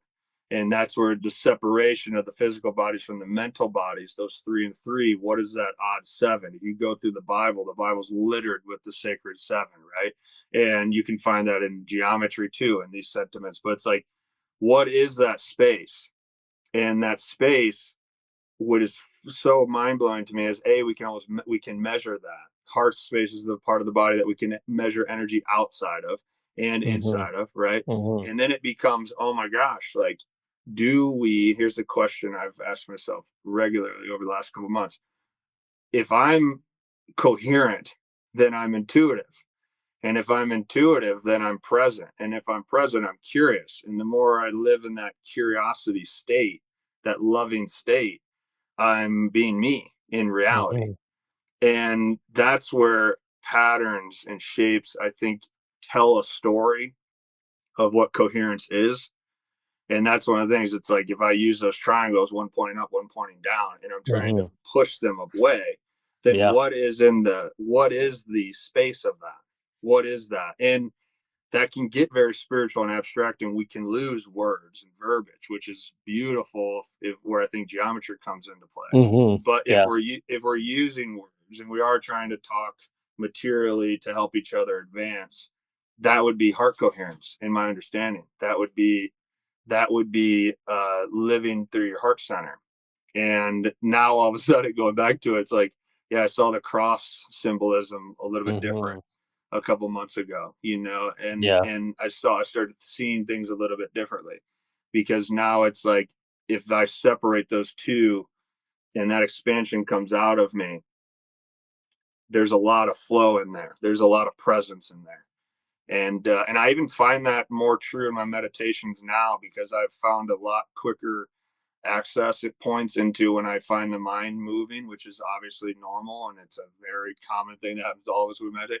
I find it fascinating how quickly I can anchor myself into my heart, and Mm. my Mhm. heart will anchor me, and because there's no words here, it's just expression. It's both. It's not. It's outside of duality. It's love. Yeah, they're pointing at your heart, right? When you're Yeah, talking about, yeah, yeah, and in that image that you showed us, you explained it there a little bit more for those who are just listening. You kind of like you showed us, it's this triangle that's hmm upright, hmm and then below it there's a triangle that's like the inversion, so like yes, pointing down. So yes, But then you drew, you have a ball or a sphere in the Yeah. middle, and then you have, when you talked about space, are you alluding to the space around the ball between the triangles? Yeah, because once those triangles start to separate, right, Yeah, that becomes your state. yeah, So you are your state largely. So it's like uh-huh, if the triangles have no space, then yeah, you're, in Viktor Frankl's work, that would be reactive, right? right, right. You're very reactive. You're Compressed, very, reactive, high. Yeah, yeah, there's no expansion, right? no There's no expansion. malleability, no suppleness, no space. Yeah. Correct. So, and that's when we start getting into electromagnetic energy, aura fields, and Mhm. biofields, right Yeah, outside of yeah, the body. That coherence that lives outside of the body, where is it coming from? Well, its expansion, in my understanding, is coming from your heart center, and mhm. so that expression needs space, and that's why I mentioned like the chakras are really fascinating to look at because it's like there's three physical, there's three mental, and in the middle of that is your heart center. So it's saying the same thing as physiology and psychology. It's like if I'm working through, and that's a psychological practice in and of itself. So many psychologists understand the concept of working through physiology to get to a Yeah, absolutely. better psychology. But it's like I've just been curious about what is that space, and Mhm. I think you can communicate that space through geometry, and I think that there's a lot more beauty in expanding triangles and circle. Obviously circle can symbolize unity and infinity type of deal. Triangles can symbolize an ascension. A square, the cube, that's the root, that's in the element sentiment, that can be more of the structure in the body. So I've been using a lot of squares in my drawings lately to symbolize body and anatomy and physiology. A lot of the psychology to in that, and we start looking at the third eye. Mhm. You start looking at a lot of those shapes. That can be more of a triangle viewpoint. But then, if we're trying to get expansion, we're trying to get capacity. That would be more of an infinity that I think Yeah. exists in all of us. And Mhm. then the goal materially would be how do I expand that capacity? How do I expand that space? And in my very novice part of speaking to that, it would be I'm working through the physical bodies of the physiology, and I'm using modalities that there's thousands of them. I'm just speaking. We've been talking this whole conversation over the ones that I feel comfortable with, Uh-huh. and every time I chip away into that, that is going to allow obviously access to psychology, but more importantly, it's going to allow more space between, so that the heart coherence can become more in alignment and harmonize with my mind and my body, and that Mm. would essentially be the state that I am in. Now, in a very direct way, this is where it goes back to knowing and understanding. I'm just talking in a different, maybe esoteric way. I don't think I'm not trying to, but I'm just talking about HRV here in a way.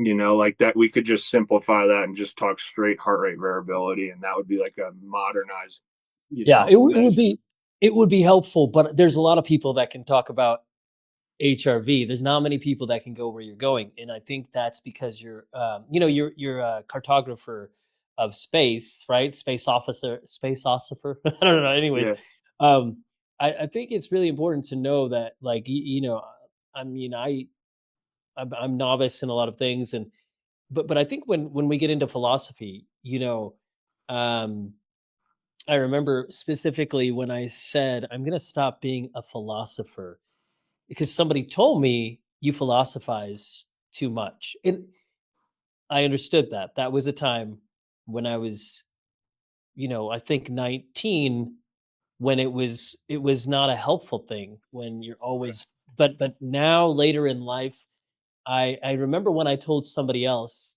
2 years later I'm giving up philosophy, and they're like, "Why?" yeah, Because you're an independent thinker, and I'm like, "Okay." So I never really gave it up.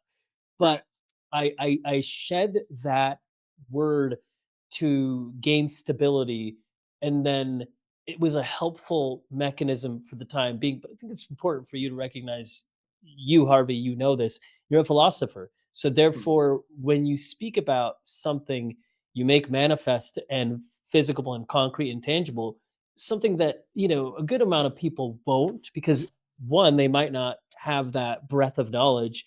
Two, they might not apply their knowledge that way because that's not their calling. And three, they might not have something on them to truly make that into a visible, tangible template or mechanism. And I just couldn't help but see, like, yeah, you're a cartographer. Mm, And a cartographer, when they make a map, it's something that hasn't been made before. mm, So they're charting territory that's always existed, right? For sure. mhm, mhm, But has somebody spent the time to go there and then to talk about it and then to draw it? No. So I think that you've made things, and that's why you've had the success that you made. And also, very clearly, you're in the middle of making something that has been there mhm, always. But totally.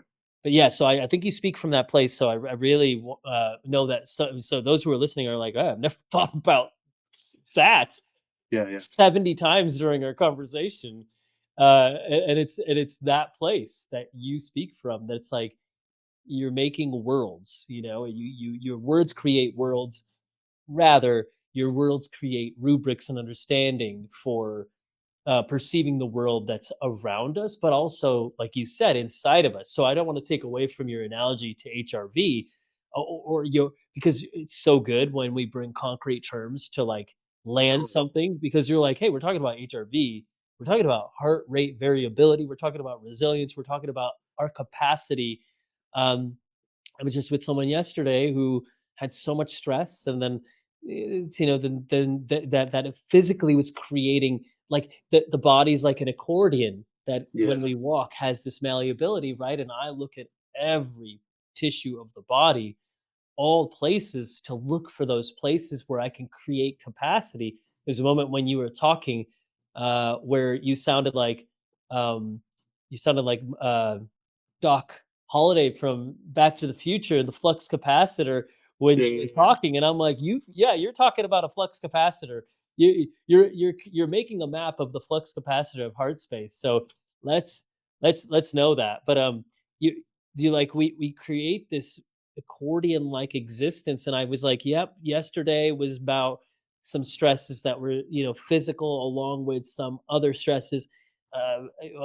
Some other time before, a week ago, it was somebody that had pain from being in a really abusive relationship, and so therefore it was creating tension in an organ, and it was creating a pattern of compression that Sure. wasn't allowing the floor of the mouth, the oral diaphragm, to expand.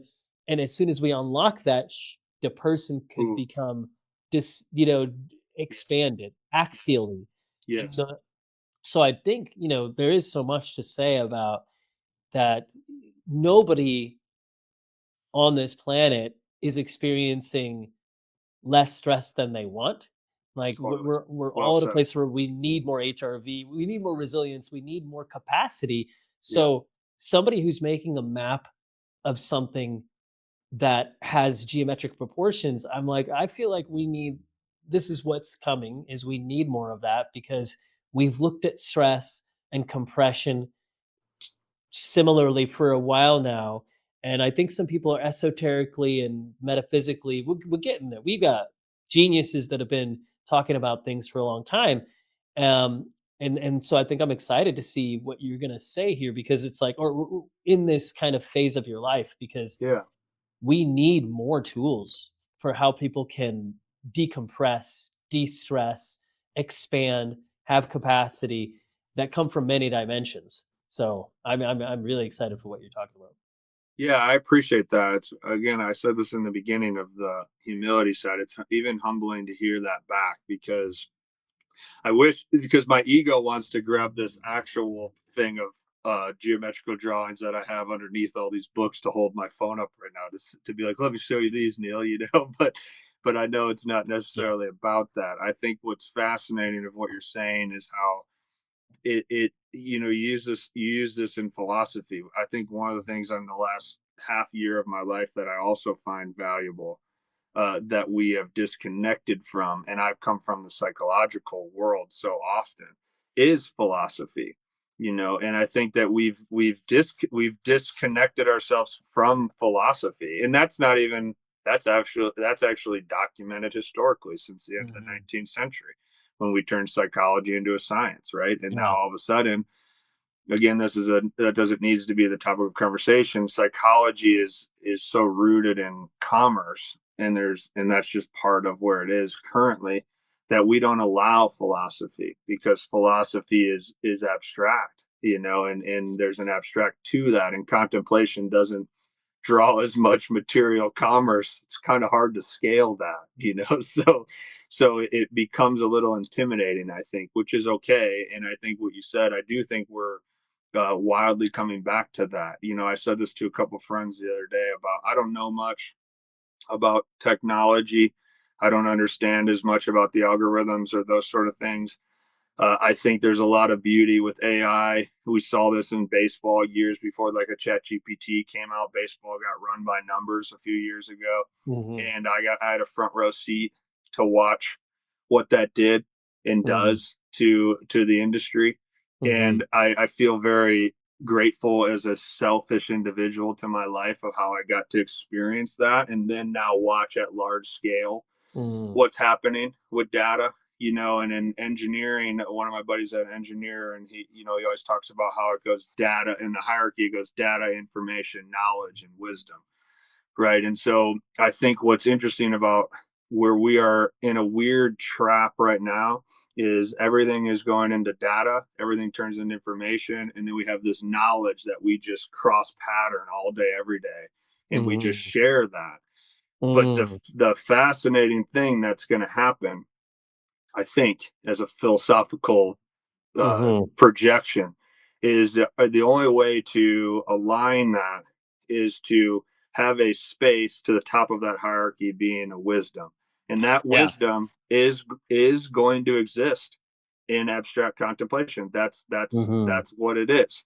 So Mhm. it will be intuitive, and so I talk often about, in the information age, the intuitive age is really what we're entering. So Mhm. we're Yeah. entering the age of intuition. Yeah, absolutely. Yeah, I love that because when you were saying there's like the data and information and then Yes. the knowledge and then wisdom, then that's almost like, I saw that upward arrow of like, as we know, like some people have said that, have said the phrase Yeah. knowledge is, like wisdom is knowledge applied. But it's like but I like the words you used because we're talking about there's a lot of cross pollination of knowledge right now, and it's Mhm. knowledge is like, man, right? As you said it so well, it's like knowledge is there is an abundance of you know mining knowledge, but like if we sit with that and that space, I looked at it almost like there's like the shape of that was like a triangle, and it's like, yeah, but all that is the vertex or the apex of knowledge is very limited, because Yes. there needs to be the space that allows it to be bridged into wisdom that comes from that place of contemplation, intuition, manifestation, visualization, all the mechanisms of like where it becomes something more, where it Mhm. becomes something that like can influence you to be more, I mean, I would say more grounded, more tuned in, and more able to live like you have family, right? So it's like Yeah. we just can't talk about these things. I love to ground out conversations that where we're talking about abstract concepts, but they, like you said, it's interesting. They land so much in our physical, true world constructs because like that's how we work. I mean, if we didn't talk like this and I didn't think like this, Mhm. I don't know what living would be like. Because for Totally. me, it is just the way I, live and exist. And so even though life has its demands and stresses and we have to think about all these things and nothing like um challenges to humanity like the fires of LA and that happened and the floods that happened recently and then the ongoing suffering in Gaza. It's like nothing like these all to say like there's just a place to where some people aren't at a point in time where they can go there, but it's true that those of us that can, we need to like take our energy and contribute to the world as it is to help us, as a group, as a collective, go there. But where is there? So I think it Right. is really interesting. So I want to go Right. back to the past and say, tell me a little bit more about, like, you mentioned, like, seeing what numbers did to the industry in baseball. Mm. Like, tell me just a little bit more about that. Yeah. So let's use that hierarchy just because I think that helps, and we already mentioned it. So I'll try to connect that in there. So everything is data, right? I don't. Again, you can correct me if I'm wrong if you have a better understanding of this. But it's like if any time I ask AI a question Hmm. that is a data point, correct? That's like that. So in Yeah. theory, the machine gets better. So as long as a billions of people ask it a data point today, tomorrow the machine would be better. Yeah. And so then that data turns into what? It turns into information. So that information that we were receiving on AI 2 years ago should not be as good of information as we have now, Right. right? And then that would turn itself into knowledge. So then we would prescribe based off of that knowledge. So you see this a lot in psychology, right? It's like if I go to you and I tell you I have anxiety. Okay, Harvey, tell me about your anxiety? And I give you a bunch of data points on my anxiety.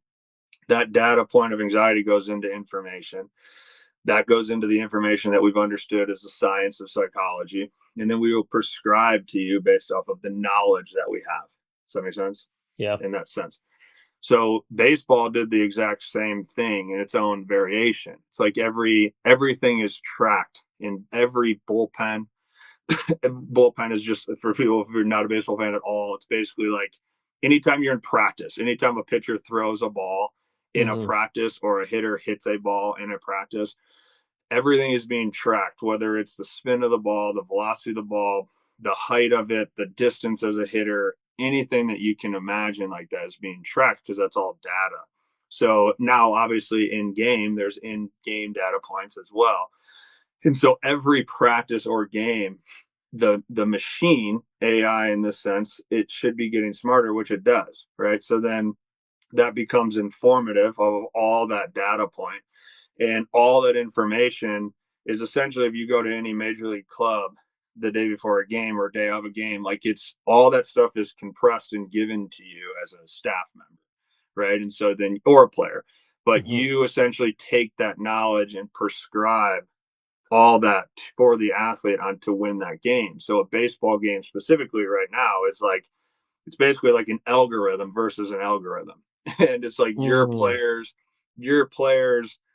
you buy your players based off of the money that you have of your team. If you have a large bunch of money, not a lot of money, whatever, you would try to form the algorithm into your business model. And Hmm. what can you afford? What can you pay for the algorithm? So this is very similar to social media, or very similar to what we're talking about with Yeah. AI. And so then you watch that. So I would watch that happen in real time, but then I'm somebody that works with people, and I work with players, and I work Hmm. with emotions and struggle and pain and all these things. So it was a beautiful experience for my own life, understanding what this whole thing is, this life thing is, by being able to hold my position in that environment because you watched players be put into games or pushed out of games or communicate in ways in games based off of an algorithm, had nothing to do with any intangible. And that was really fascinating to watch. I think I definitely will go deeper into that. I just was trying to is that at least paint like a picture of what it looks like? Absolutely. Yeah. So is there a thought you have on that, or do you want me to just keep kind of rolling? No, I really was intrigued to know about it more because I've seen a movie, that came out about the Moneyball. numbers. Yeah, Yeah. Moneyball, right? And it's Yeah. like I think that's the way most of the world would know about this is Yeah. only because of seeing that movie. I wouldn't have known. I don't. I would also say I don't work with a lot. It was just a few like Yeah. MLB players, so I wouldn't know that. But I loved how that informs, like, you saw a preview of what was to come at a larger scale, and Yeah. that's unique perspective that you have.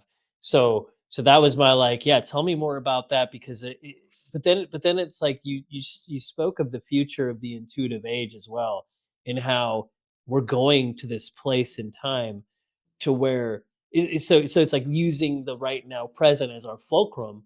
Like, you can't help but look at the lever of before and look at the lever we're going to, Right. and think, how does our past inform our future? But also, how does, when you're intuitive, you look at the future and you live from it and Yeah. reverse engineer the present. So I think that's all an interesting spectrum of time. But yeah, go where you want to go I with think that. that So I think that that gives me enough to kind of think of. So if I were to speak subjectively, I mean, I've worked with thousands of pro athletes, and I wouldn't know how many thousands of total athletes, Yeah. and if I were to simplify, this is subjective. If I were to take all of my data subjectively and say, okay, Uh-huh. how does somebody slump in sports? How does somebody struggle in sports? The answer to that is very concrete. They lose sense of who they are. So they lose Mhm. connection to who they are. Mhm. Because if you, and I've worked in youth sports a lot too, right? A youth Mhm. sport it's a very fascinating thing, the process of mastery. And I have the viewpoint of sport, but I would think this is similar in all aspects of life.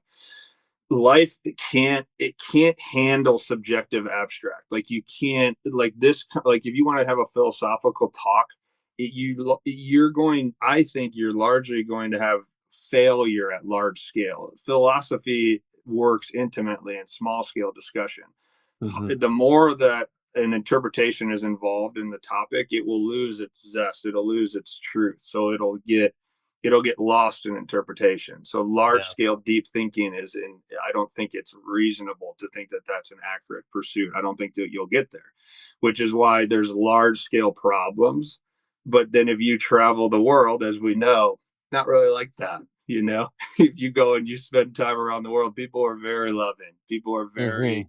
Yeah, very absolutely. amazing to be with. But we can't communicate that at large scale. Right. So now all of a sudden, let's look at the pocket of the process of someone becoming a master in sport.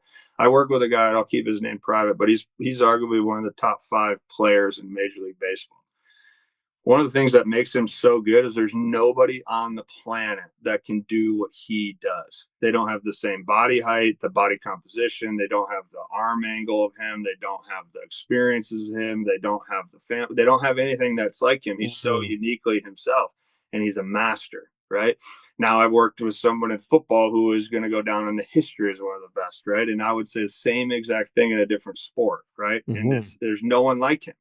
Now, if you go to any youth sport facility in America right now, again, subjective, I've been to a lot of them. I would be hard pressed if you show me any uniqueness being taught at an age Mhm. 12. And it's because we're incapable of it. Because if you think of a youth sports industry, which is now $1 billion industry, they cannot teach mastery because it's a scaled industry. So Mhm. if you have 100 12-year-olds there, and you have 15 coaches, and someone's owning the coaches, you're teaching a script. So you're teaching a script that is a structure. And so these pocket of, we'll call it, 1 million youth baseball players, they start in the structure, and they're taught that script. But the irony of it is, how is it that there's only one that makes it out of that as uniquely themselves, and they get hundreds of millions of dollars, and they're a master, right? Because they're not all going Yeah. to be that person. You see what I'm saying? Yeah. And that can become relative and used in conversation in a lot of really fun, fascinating ways. But how I would communicate it is, you learn about yourself through sport. And when you struggle through sport, it's because you're disconnected to who you are. And so that's one of the things that I communicate with a lot of people that I work with who are very fortunate to be masters in their sport. I constantly find myself reiterating the same message, which is fine. That's part of my Mhm. my role of holding space. I'm sitting here to just hold a mirror. I'm literally, like, I always act like I'm like walking on their journey with them with a mirror, and I'm just trying to bounce it back to them, so I can keep them in the space of who they are. And I am incapable of telling them that.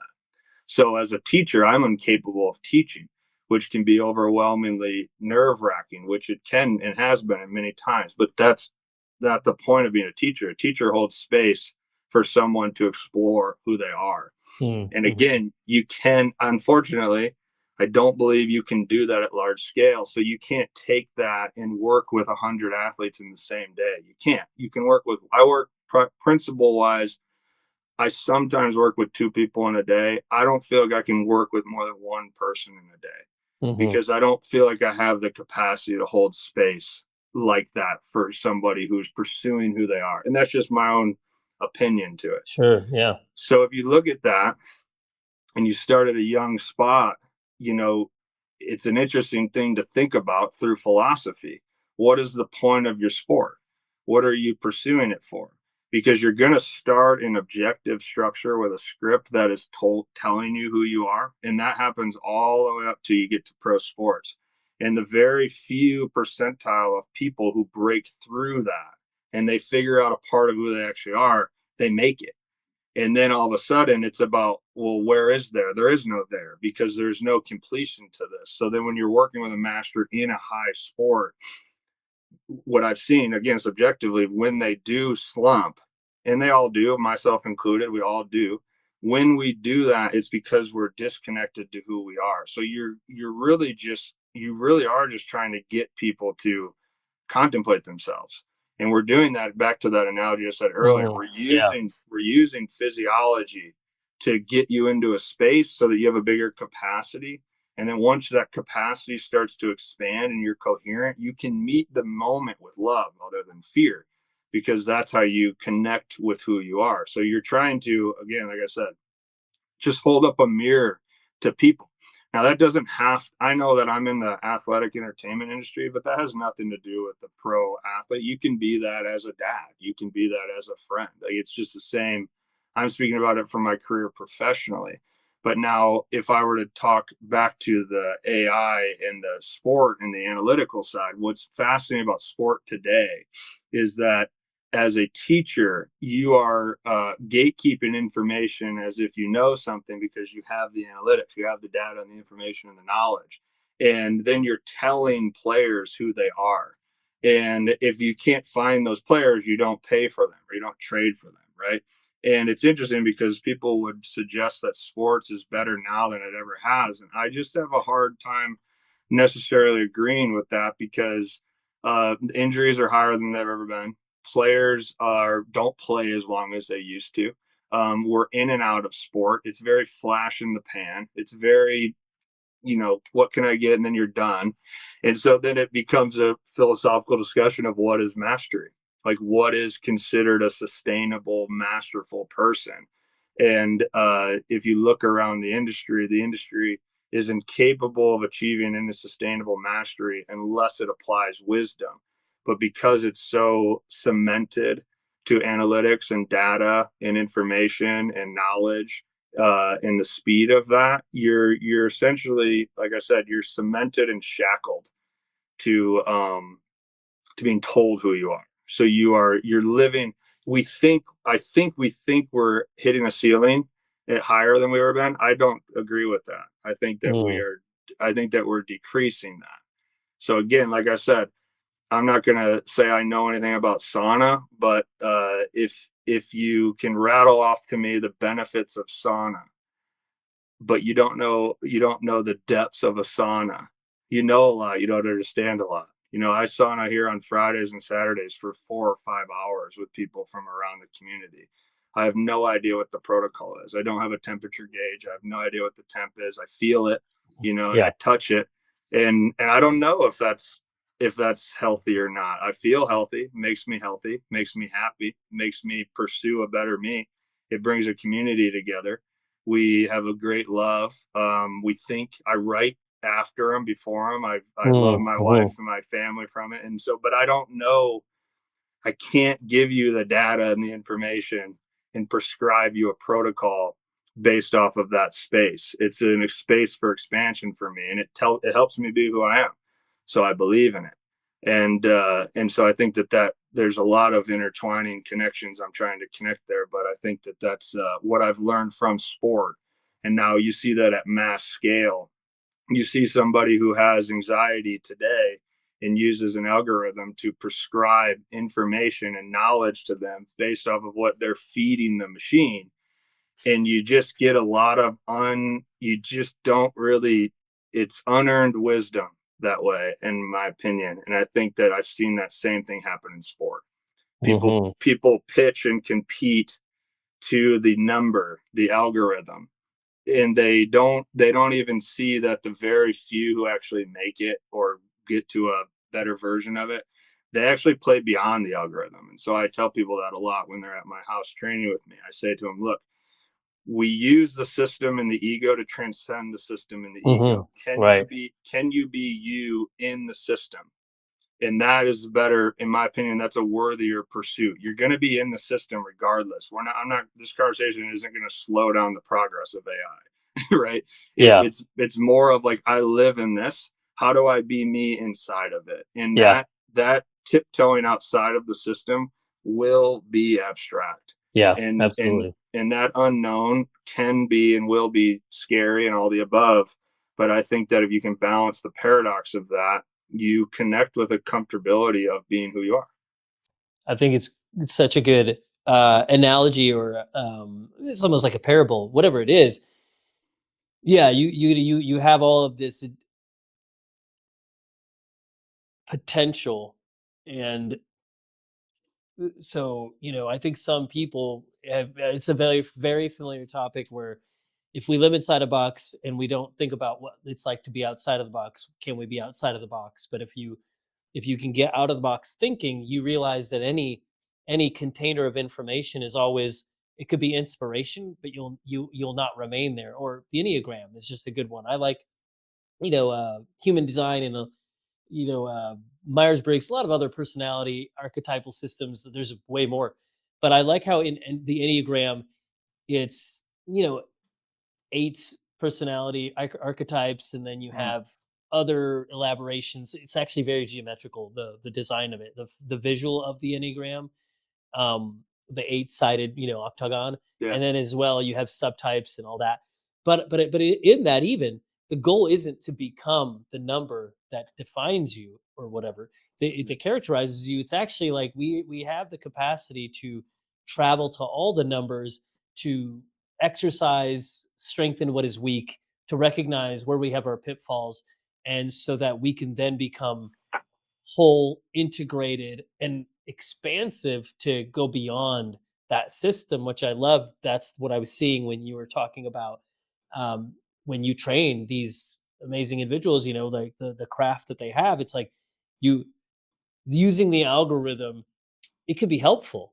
And totally. then but somebody who can go beyond it, which is just the potential of humanity, like you eclipse a structure because it's very much inherent. So I love that. That's a lot of the way that, I have so many frameworks that I've looked up to, and then Mm, ones that I've created that have come out of these downloads where, like, those frameworks aren't my end, they're the right. beginning, and I Totally. springboard into consciousness, creativity, manifestation. So I want to go somewhere now with you that uh where I'm loving this conversation. I'm like, Yeah. we're just going. So I want to ask you about something before I ask you about your personal legend. And anybody Sweet. who's listening, and I told you I was going to ask you about your personal legend.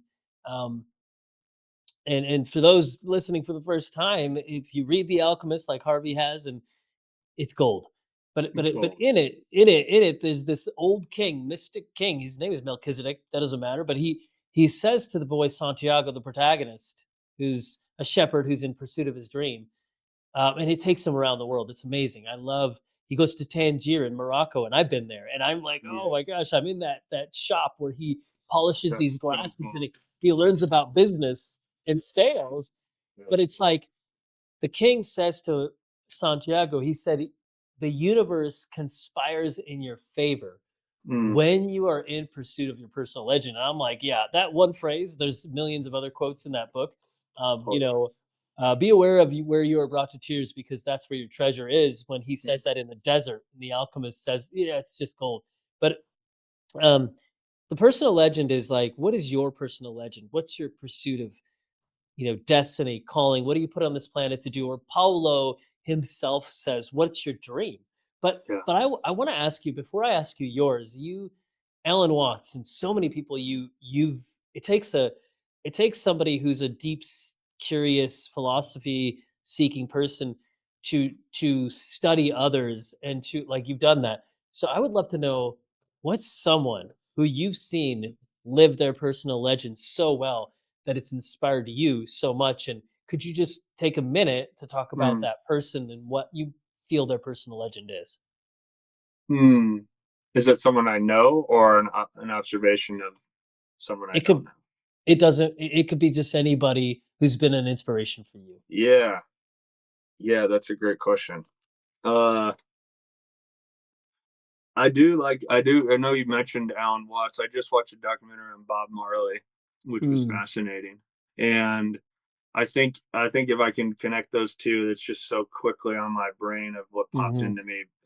The Bob Marley one's fascinating because I started really studying Bob Marley's life, and it's funny how I think I've been fortunate to be around people in the world today who are, large scale celebrities. And I think that that's given me like a really cool viewpoint on mhm. life.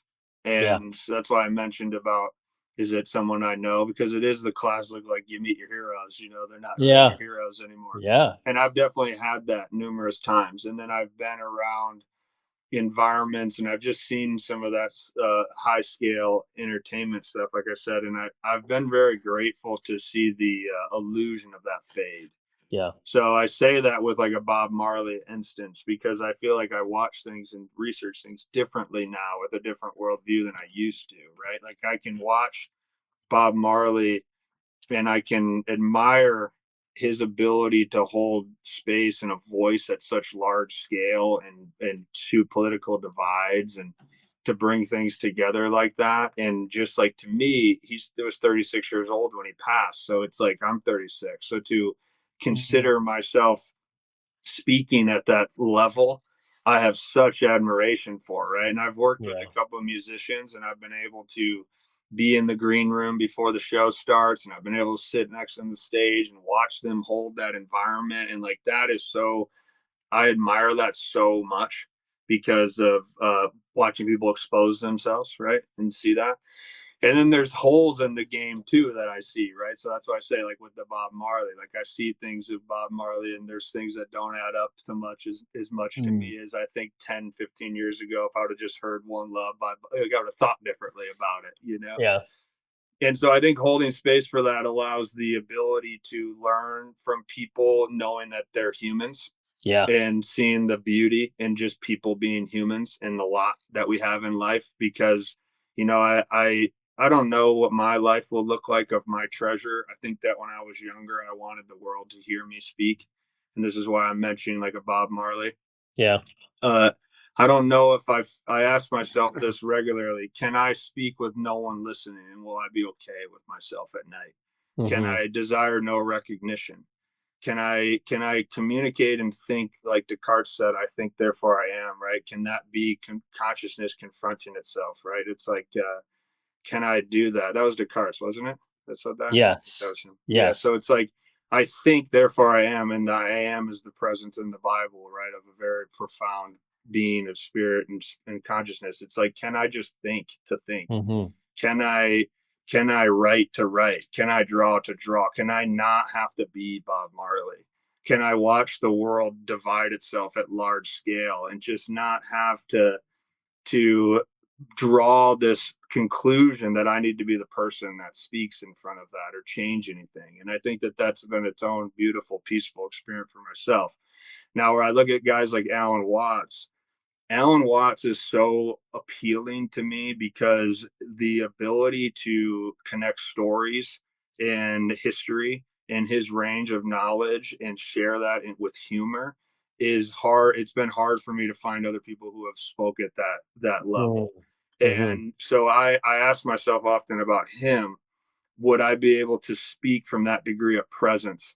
And I see those errors in myself from earlier parts of my life. I just from a quick side story, I was 31 years old when I was first in Major League Baseball. I had no educational degrees, and I made it into a medical staff in Major League Baseball. I didn't work my way up through the minors. I didn't have any internships. They became a client of mine. They signed me to a 2 and a 3-year contract, and I became a full-time medical practitioner in Major League Sport with no Mm. background. Wow. And I look back at that time in my life now, that was 5, 6 years ago, and I look at how good I got at performing.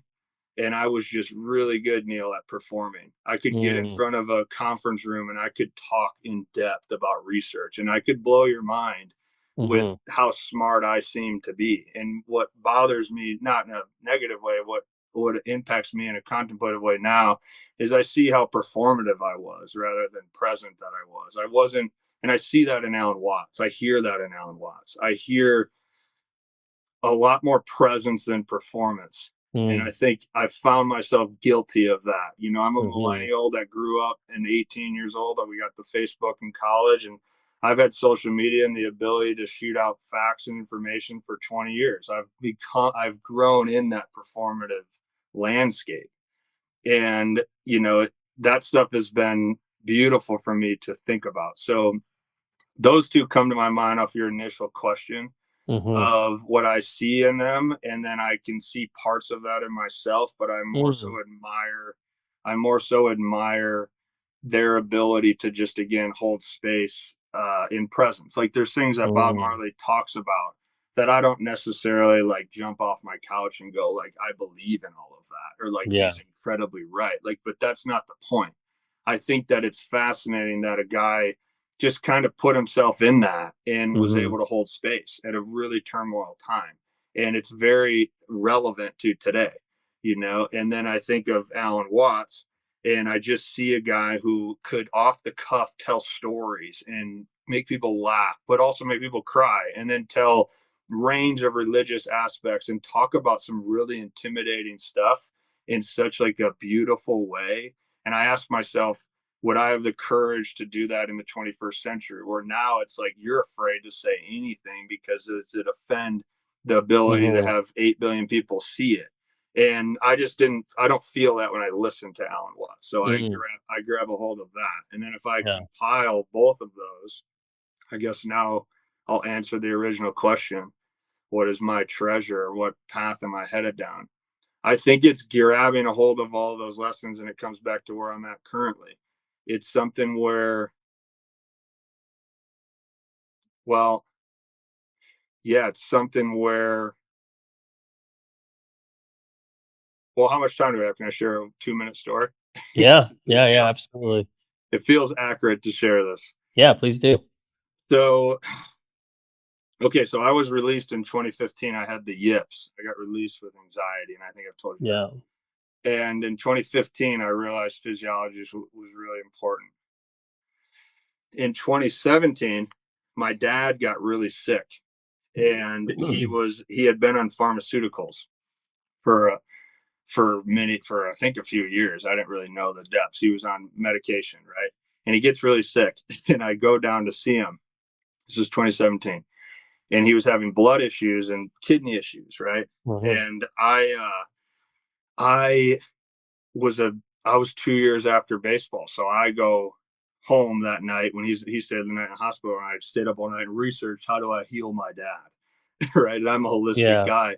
I'm a holistic dude. I was kind of learning some stuff with breathing at the time. So I went all night, and I was okay. My dad needs to ground his feet because that'll get the blood flow going. Then he's gonna eat kale and spinach and do this breath work. We're gonna get him on the best water possible, and he's gonna get sunlight. And I create my dad a huge program for him Yeah. to live. Right. Yeah. And I take it to my dad the next day and I force feed it to him. And I'm Mm. like, Dad, when you get out of the hospital here, this is how you're going to live your life. This is what you're going to do. And I went to the doctor in the hallway and I tell the doctor what my dad's going to do. And I don't Mhm. remember the whole mist of the story. This is a very minimal, it's almost 10 years ago. But Mhm. I remember saying something along the lines was I was like, my dad needs to eat kale. He needs to have a lot of kale.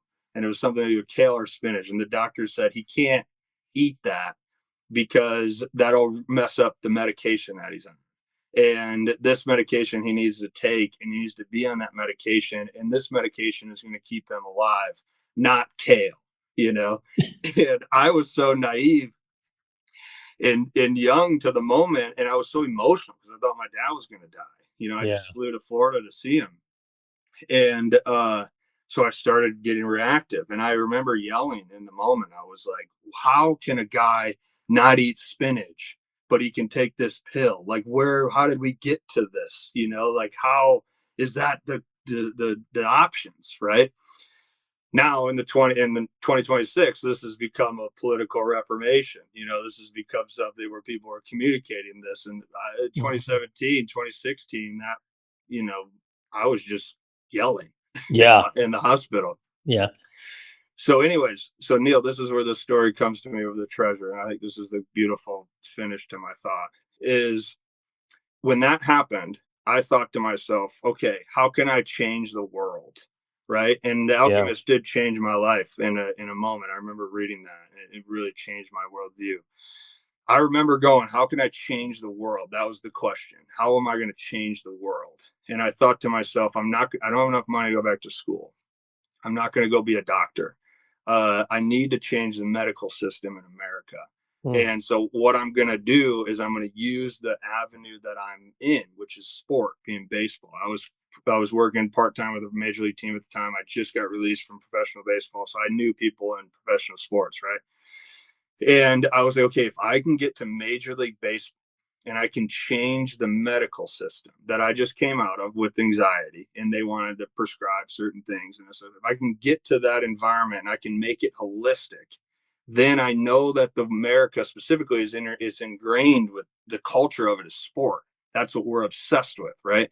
So I was like, if I can get Major League Baseball to be nationally publicized, internationally publicized as holistic, and they're going to do breath work, they're going to do grounding, they're going to do sauna and cold, and we're going to sleep with the circadian rhythm and the sun, and we're going to Yeah. do energy work and sound therapy. If I can get Major League Baseball to do that, in theory, we're a top-down industry, right? So that means that the kids would all start doing that because they idolize professional athletes. But then B, because culture is so in sport, that should change the health industry. Yeah. And I was watching my dad in the moment really getting sick in this Yeah. industry. So I was like, that's what I'm going to do. Mm. And I delusionally had my head down. That would have been, I don't know, mid 20s. I was mid 20, probably like we'll call it 5, 6 years later. I'm not remember the exact dates. Maybe 5 years later, I'm in Major League Baseball. I'm in a medical system, Wow. and I'm doing these things, right?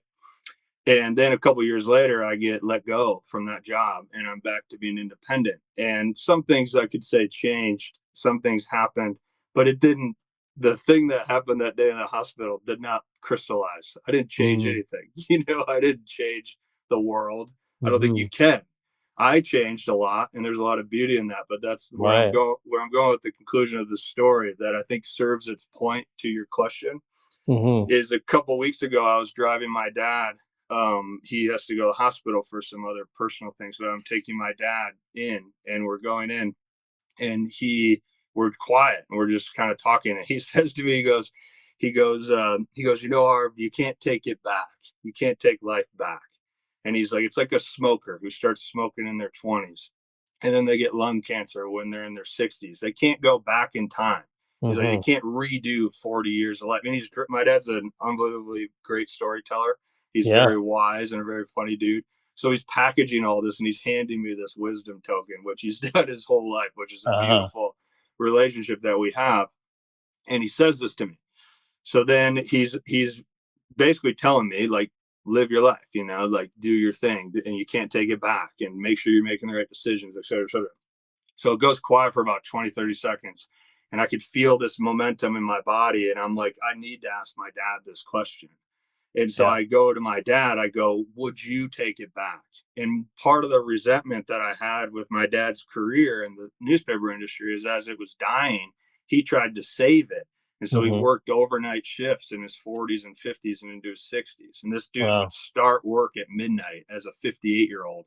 And he'd Oh, come home at 7, 8 in the morning. You and I know unbelievably how bad yeah. that is. That's hard. Right. Yeah. Totally. The byproduct of that was he's had to work on his Yeah. health, and Yeah. all these things. So I have this initial resentment where I'm about to say, would you take it back?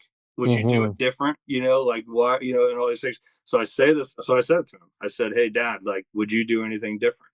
And in my mind, I'm asking about his career. Would you have lived your life differently? Would you have left that and changed states, got healthier and focused on health and holisticness and all these things? Because that's what we tell the world to do, right? That's what I just got done pursuing for the last 10 Yeah. years, telling the world to change.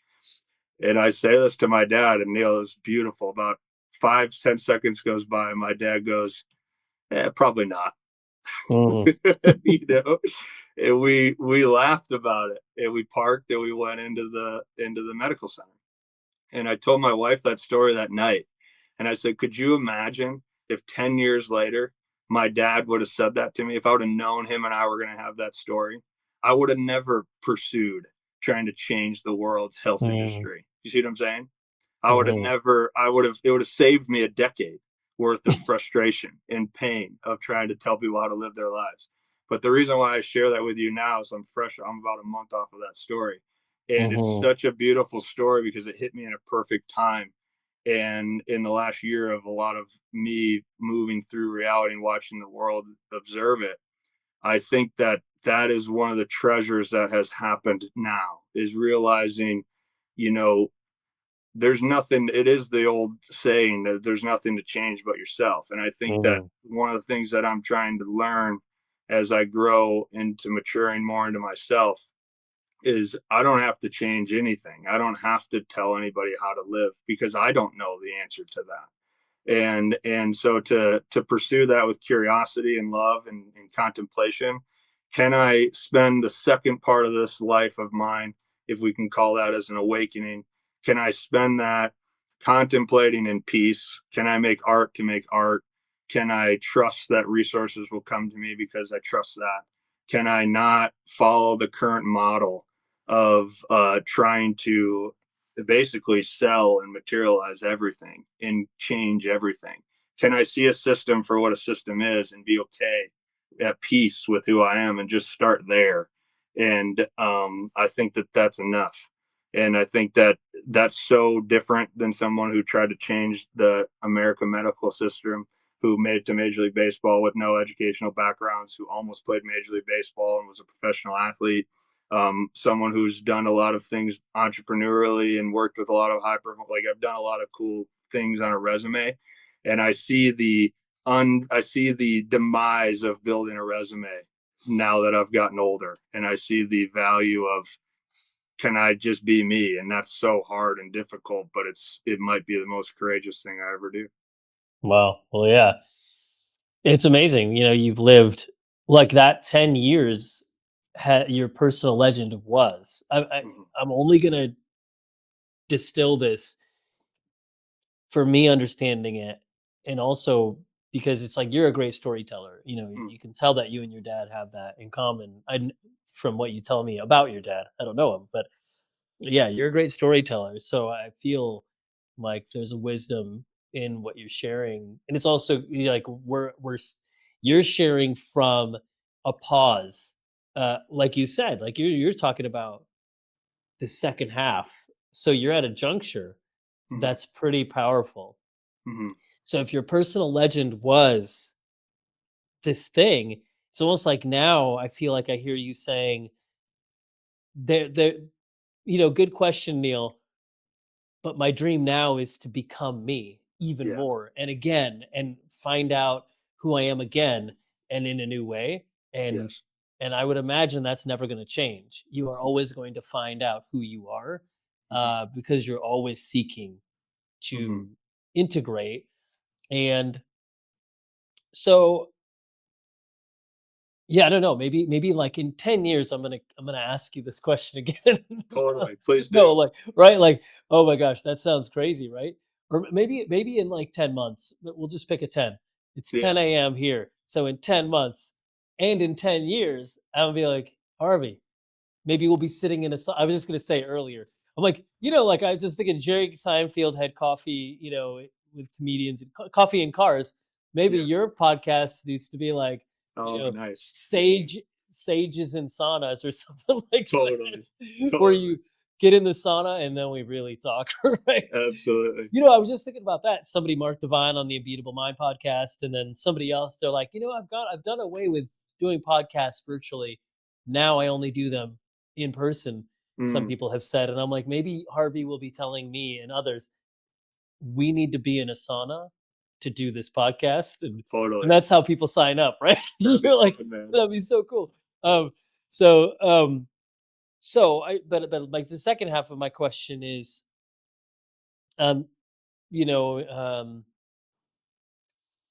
the legend is about you and your dream and your purpose, but I also love um to look at the map of someone's life. The legend as that place on a map that shows you, you know a key. It's like, I told you this, but it's like you have like from here to here is 2 inches on a map. um but what does that actually translate to in real life? That's like 60 kilometers, whatever it is. But so the symbols, the patterns, like how do you, I mean, in one way I feel like I know this, but like how do you, what are those like in this pause time, how do you s- realize what your personal legend is? How do you tune in? And is it like one thing or many things, or is, what's the way that you, Harvey, become yourself in the Mm, most clear way? And maybe this is because I love this as an aspirational thing that other people can say, like, sure. okay, we can now take that into consideration, but let's take it away from that and just say, like, what are some of the things that help you kind of stay centered and aligned, especially because you've come from that 10-year phase. Now, what woke you up, but more than that, what keeps you aligned and tuned in? That's a hard Yeah, question to ask someone, I know. it's a really hard question. I think that it's a feel thing, right? Like I mentioned, to me, I've watched, because I think there's a natural, like, if you use a connection of our egos, there's a natural need to succeed and be recognized and have resources and material successes and those sort of things. And I clearly, as I've grown, I would imagine that I hope I've created an alignment to just understanding that comfortably. But then there is this abstract spiritual curiosity side to us that is without words. It's not communicating. You Mhm, can't you can't share that with reality. And I think that, there's a in my last book I wrote, in the first paragraph I said, who am I, is the foundational question of philosophy, in my opinion. Because you meet two people with that question. If I ask somebody who they are, one person definitively answers it while another person contemplates, and that gives me a great insight to where that person is. And mhm, again, it goes back to the Oscar Wilde quote. To me, it's holding space for both of them. I can give you my definitive answer of who I am, and that's how we communicate at surface and at scale. But who I am is contemplative. I can't give that to mhm, you because I don't have that. I don't have mhm, access to that. I have access to feeling that. So now it becomes, do I have the courage to feel that, in the faith to trust that until the end? And I think that's something that, this feels egotistical as it is about to come out of me, because it's going to be somewhat definitive for the question. I would like to believe that somewhere deep inside, I'm holding this with extreme humility and love. I think one of the things I'm grateful for in my life, going back to my parents have allowed me to be a dreamer my whole life, and I was just fortunate to have exposure to that. I've been able to experience dreaming as a lifeline and as a sustainable pursuit. I use delusion as an accurate strategic word of how I got to Major League Baseball, because now looking back at it, I don't think I could have done that if I wasn't delusional. So I needed to believe that I could talk in a room with doctors on mhm, how to change the world. And, like, I'm not saying I don't not believe that. I just don't have as much connection to that feeling. I don't wake up in the morning and care to do that like I once did. But at one time I couldn't sleep unless I thought I was doing that. So I had mhm, the delusionness to do that. So I think that the thing that I'm very grateful for, and I'm very sacred in this language, is I've fortunately just believed that that's the way to live my life, is to is to curiously see what I'm capable of and trust that things will come to me. And I'm 36 years old. I have a family. I have a kid. I've done a lot of things in traveling wise. I think I definitely not think that you can keep being an artist, but I firmly, firmly believe that we are all an artist. I just believe that, and I choose to believe that. So I am an artist, Mm. and now all of a sudden, that art, it will it if I connect with it enough, if I get quiet enough, if I eliminate things from the world enough, it will tell me what to do. And I think that if I follow that, typically it's such a rush of excitement because there's like a little fear there because it's something I have not done yet. And that becomes, like you're saying, that becomes the next treasure for me. And as I've gone through life, illusions have fortunately been able to be broken for me. And I think that what makes life meaningful is breaking illusions. So Mhm. it's like communicating. Can I hold space right now in the overwhelming stimulated world of a left and a right? And just can I comfortably accept that as an illusion? And then who am I if that is an illusion? And then as that breaks and that illusion or that ego attachment to one of those goes, who am I? And that depth, the reason why I continue to come back to humility, the depth of an illusion breaking is so at the moment overwhelmingly scary, and you have to put pieces back together when those things crash. That again, I'd go back to what I just said about with my dad and telling people how to live. I have no interest of telling people to break an illusion or disrupt their ego because I've watched that crush me. And I've watched me have to put the pieces back together. Mm. And that's a very, very spiritual pursuit, and it's a very spiritual path. And so I think what it does is it opens me up to just have compassion for myself, and then I can have compassion for the world. And I think that there's both of those exist. I'm here to experience illusion.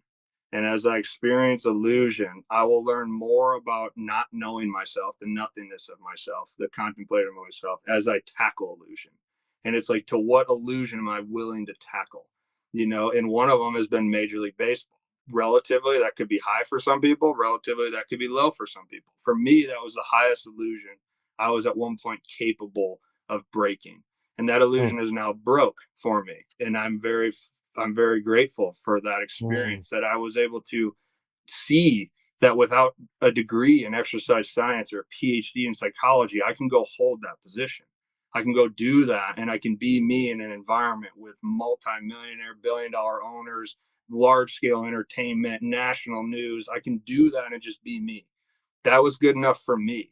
Now, definitively, I can flip complete frames here and I can say, well, Neil, I've worked in the Olympics, I've worked in Major League Mhm. Baseball, I've worked in NFL, I've worked in the NHL, I've written 2 published books, I have a master's degree, I have a bachelor's degree. I've ran a business, 2 businesses. Here's how they've looked. Here's the people I've trained. Here's the musical industries I've been on tour with. And I can tell you all that definitively. Right.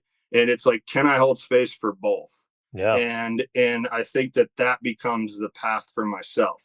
And it's like, man, I never knew I would do breath work in a green room with thousands of people right on the stage screaming, and me playing a sound bowl for a guy before he goes on that stage. And the nervousness that I had the first time I ever did that, having never worked with the musician, was worth it because I got a little bit more me. You see what I'm saying? Yeah. Because it's like I never knew I would be capable of doing that. But the one thing I did was I allowed myself to be in the arena to do it. And I think that is the most valuable thing to me in my life, is how do I, even with responsibilities of a family, even in where the world might be in crisis, we might be in an economic issue, I don't know what the circumstances are, issues, world wars, all that stuff. Like, can I keep my feet and my soul grounded in the artist that I am?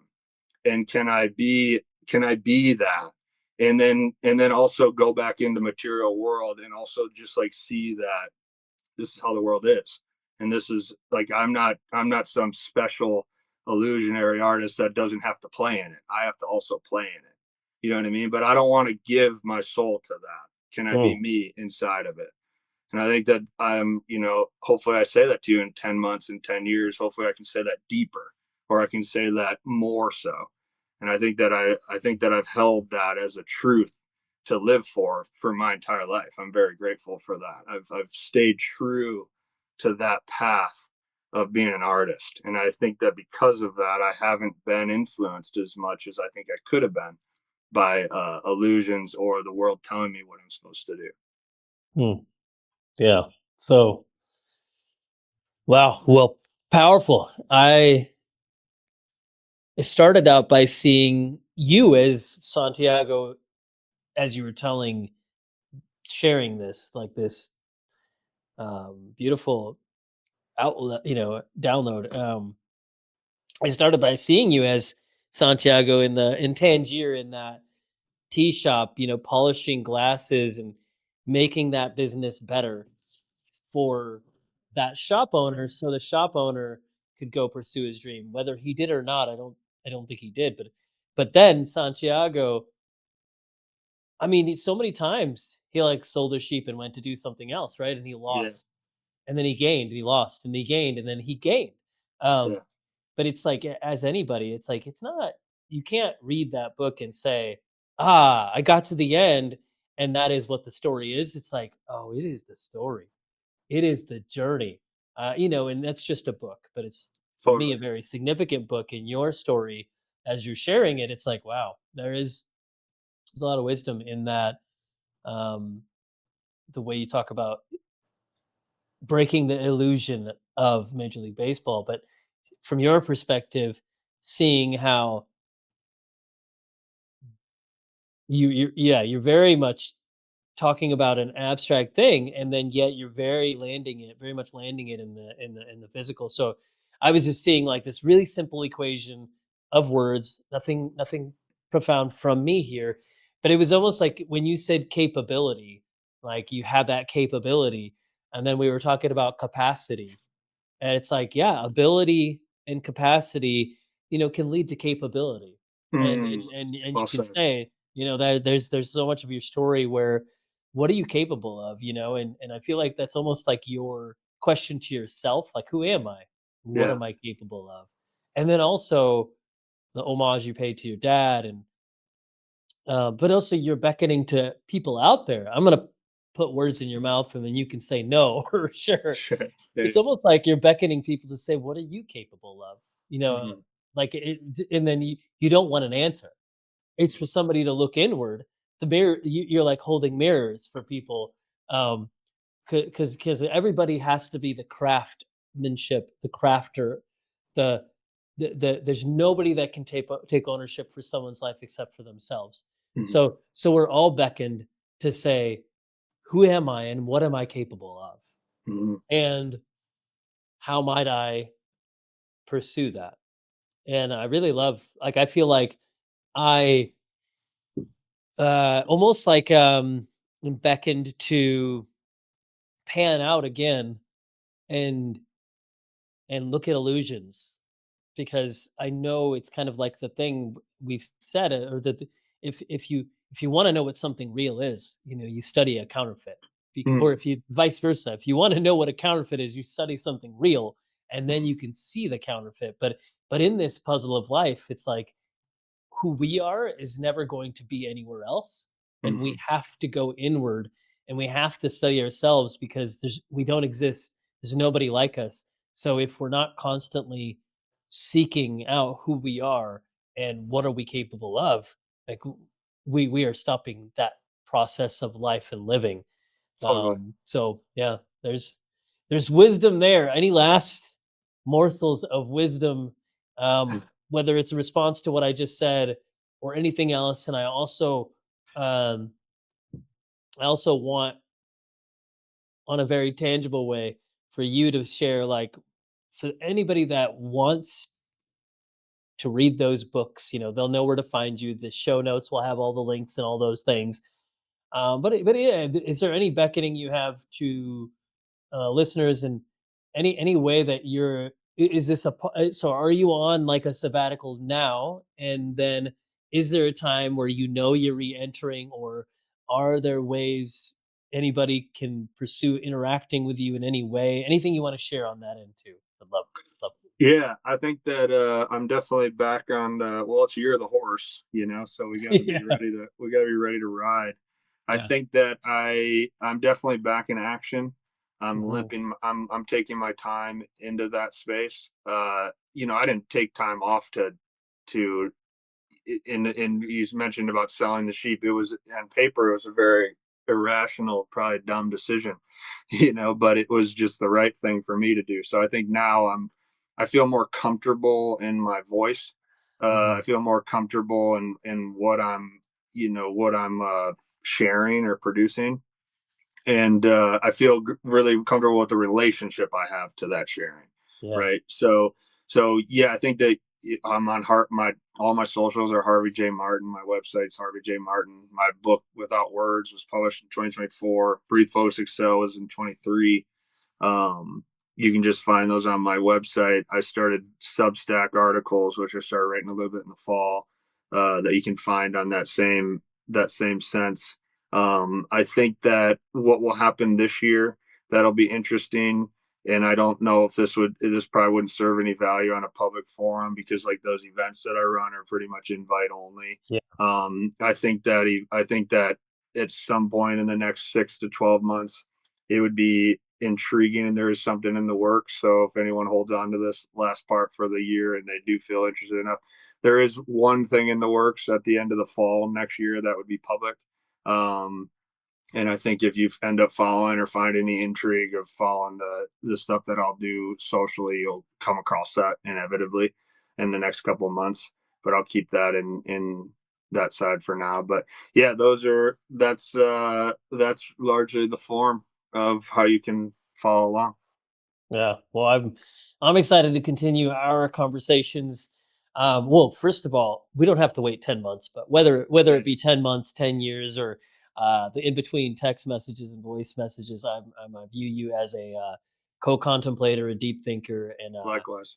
and an inspirational person to know because you just really exude depth and very like practical mixed with mystical and I really value the not just the wisdom that you have because it's not about that commerce of wisdom of me getting wisdom from you but it's just really beautiful to know like you have a soul that is tender and you also have this outlook that is where you just feel like welcoming it's welcoming and it's Mm, very gracious so thanks, Harvey. I feel like this is the I don't know if I've had a conversation this long on my podcast.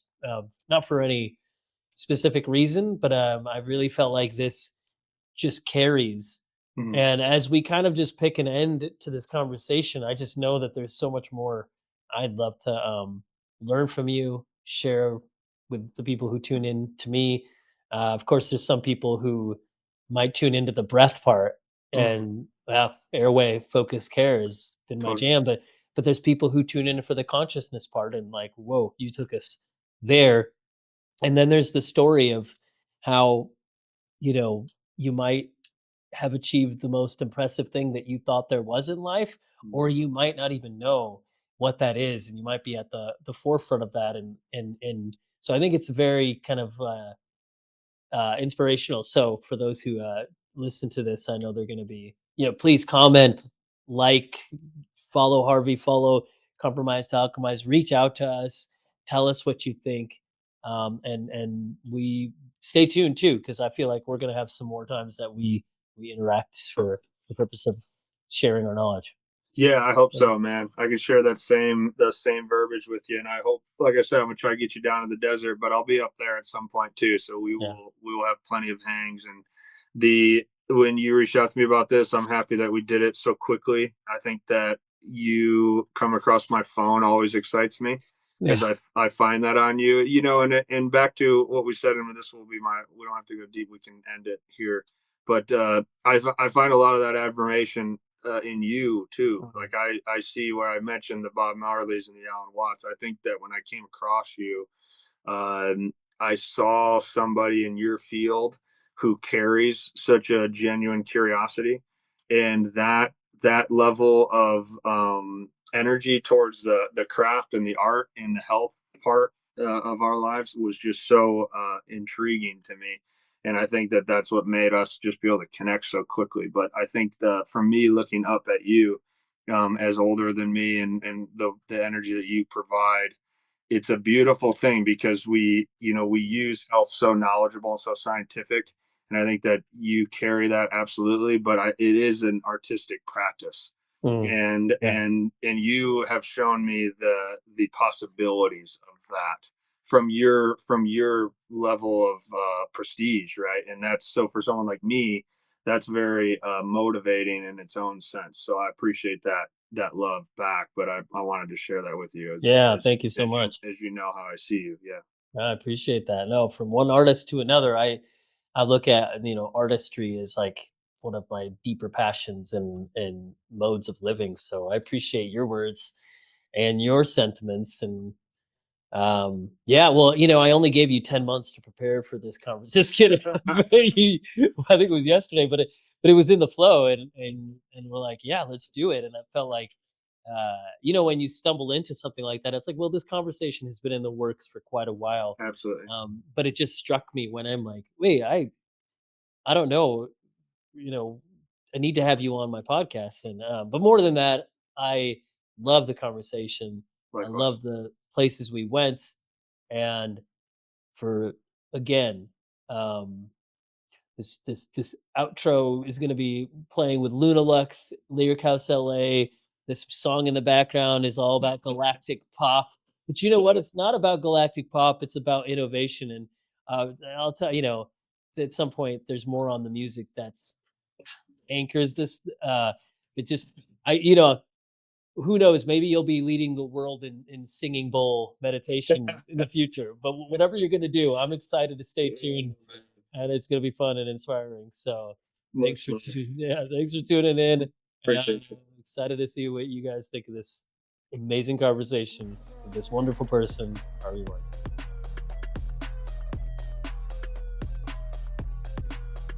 This is major.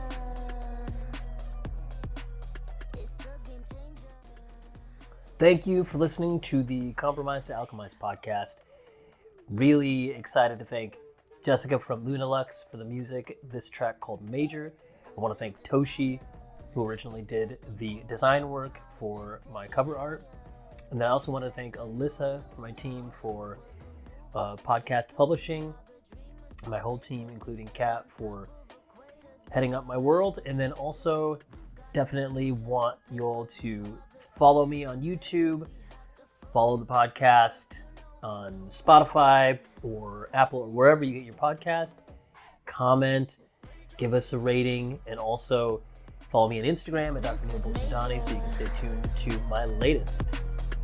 Thanks so much, and you have an amazing day.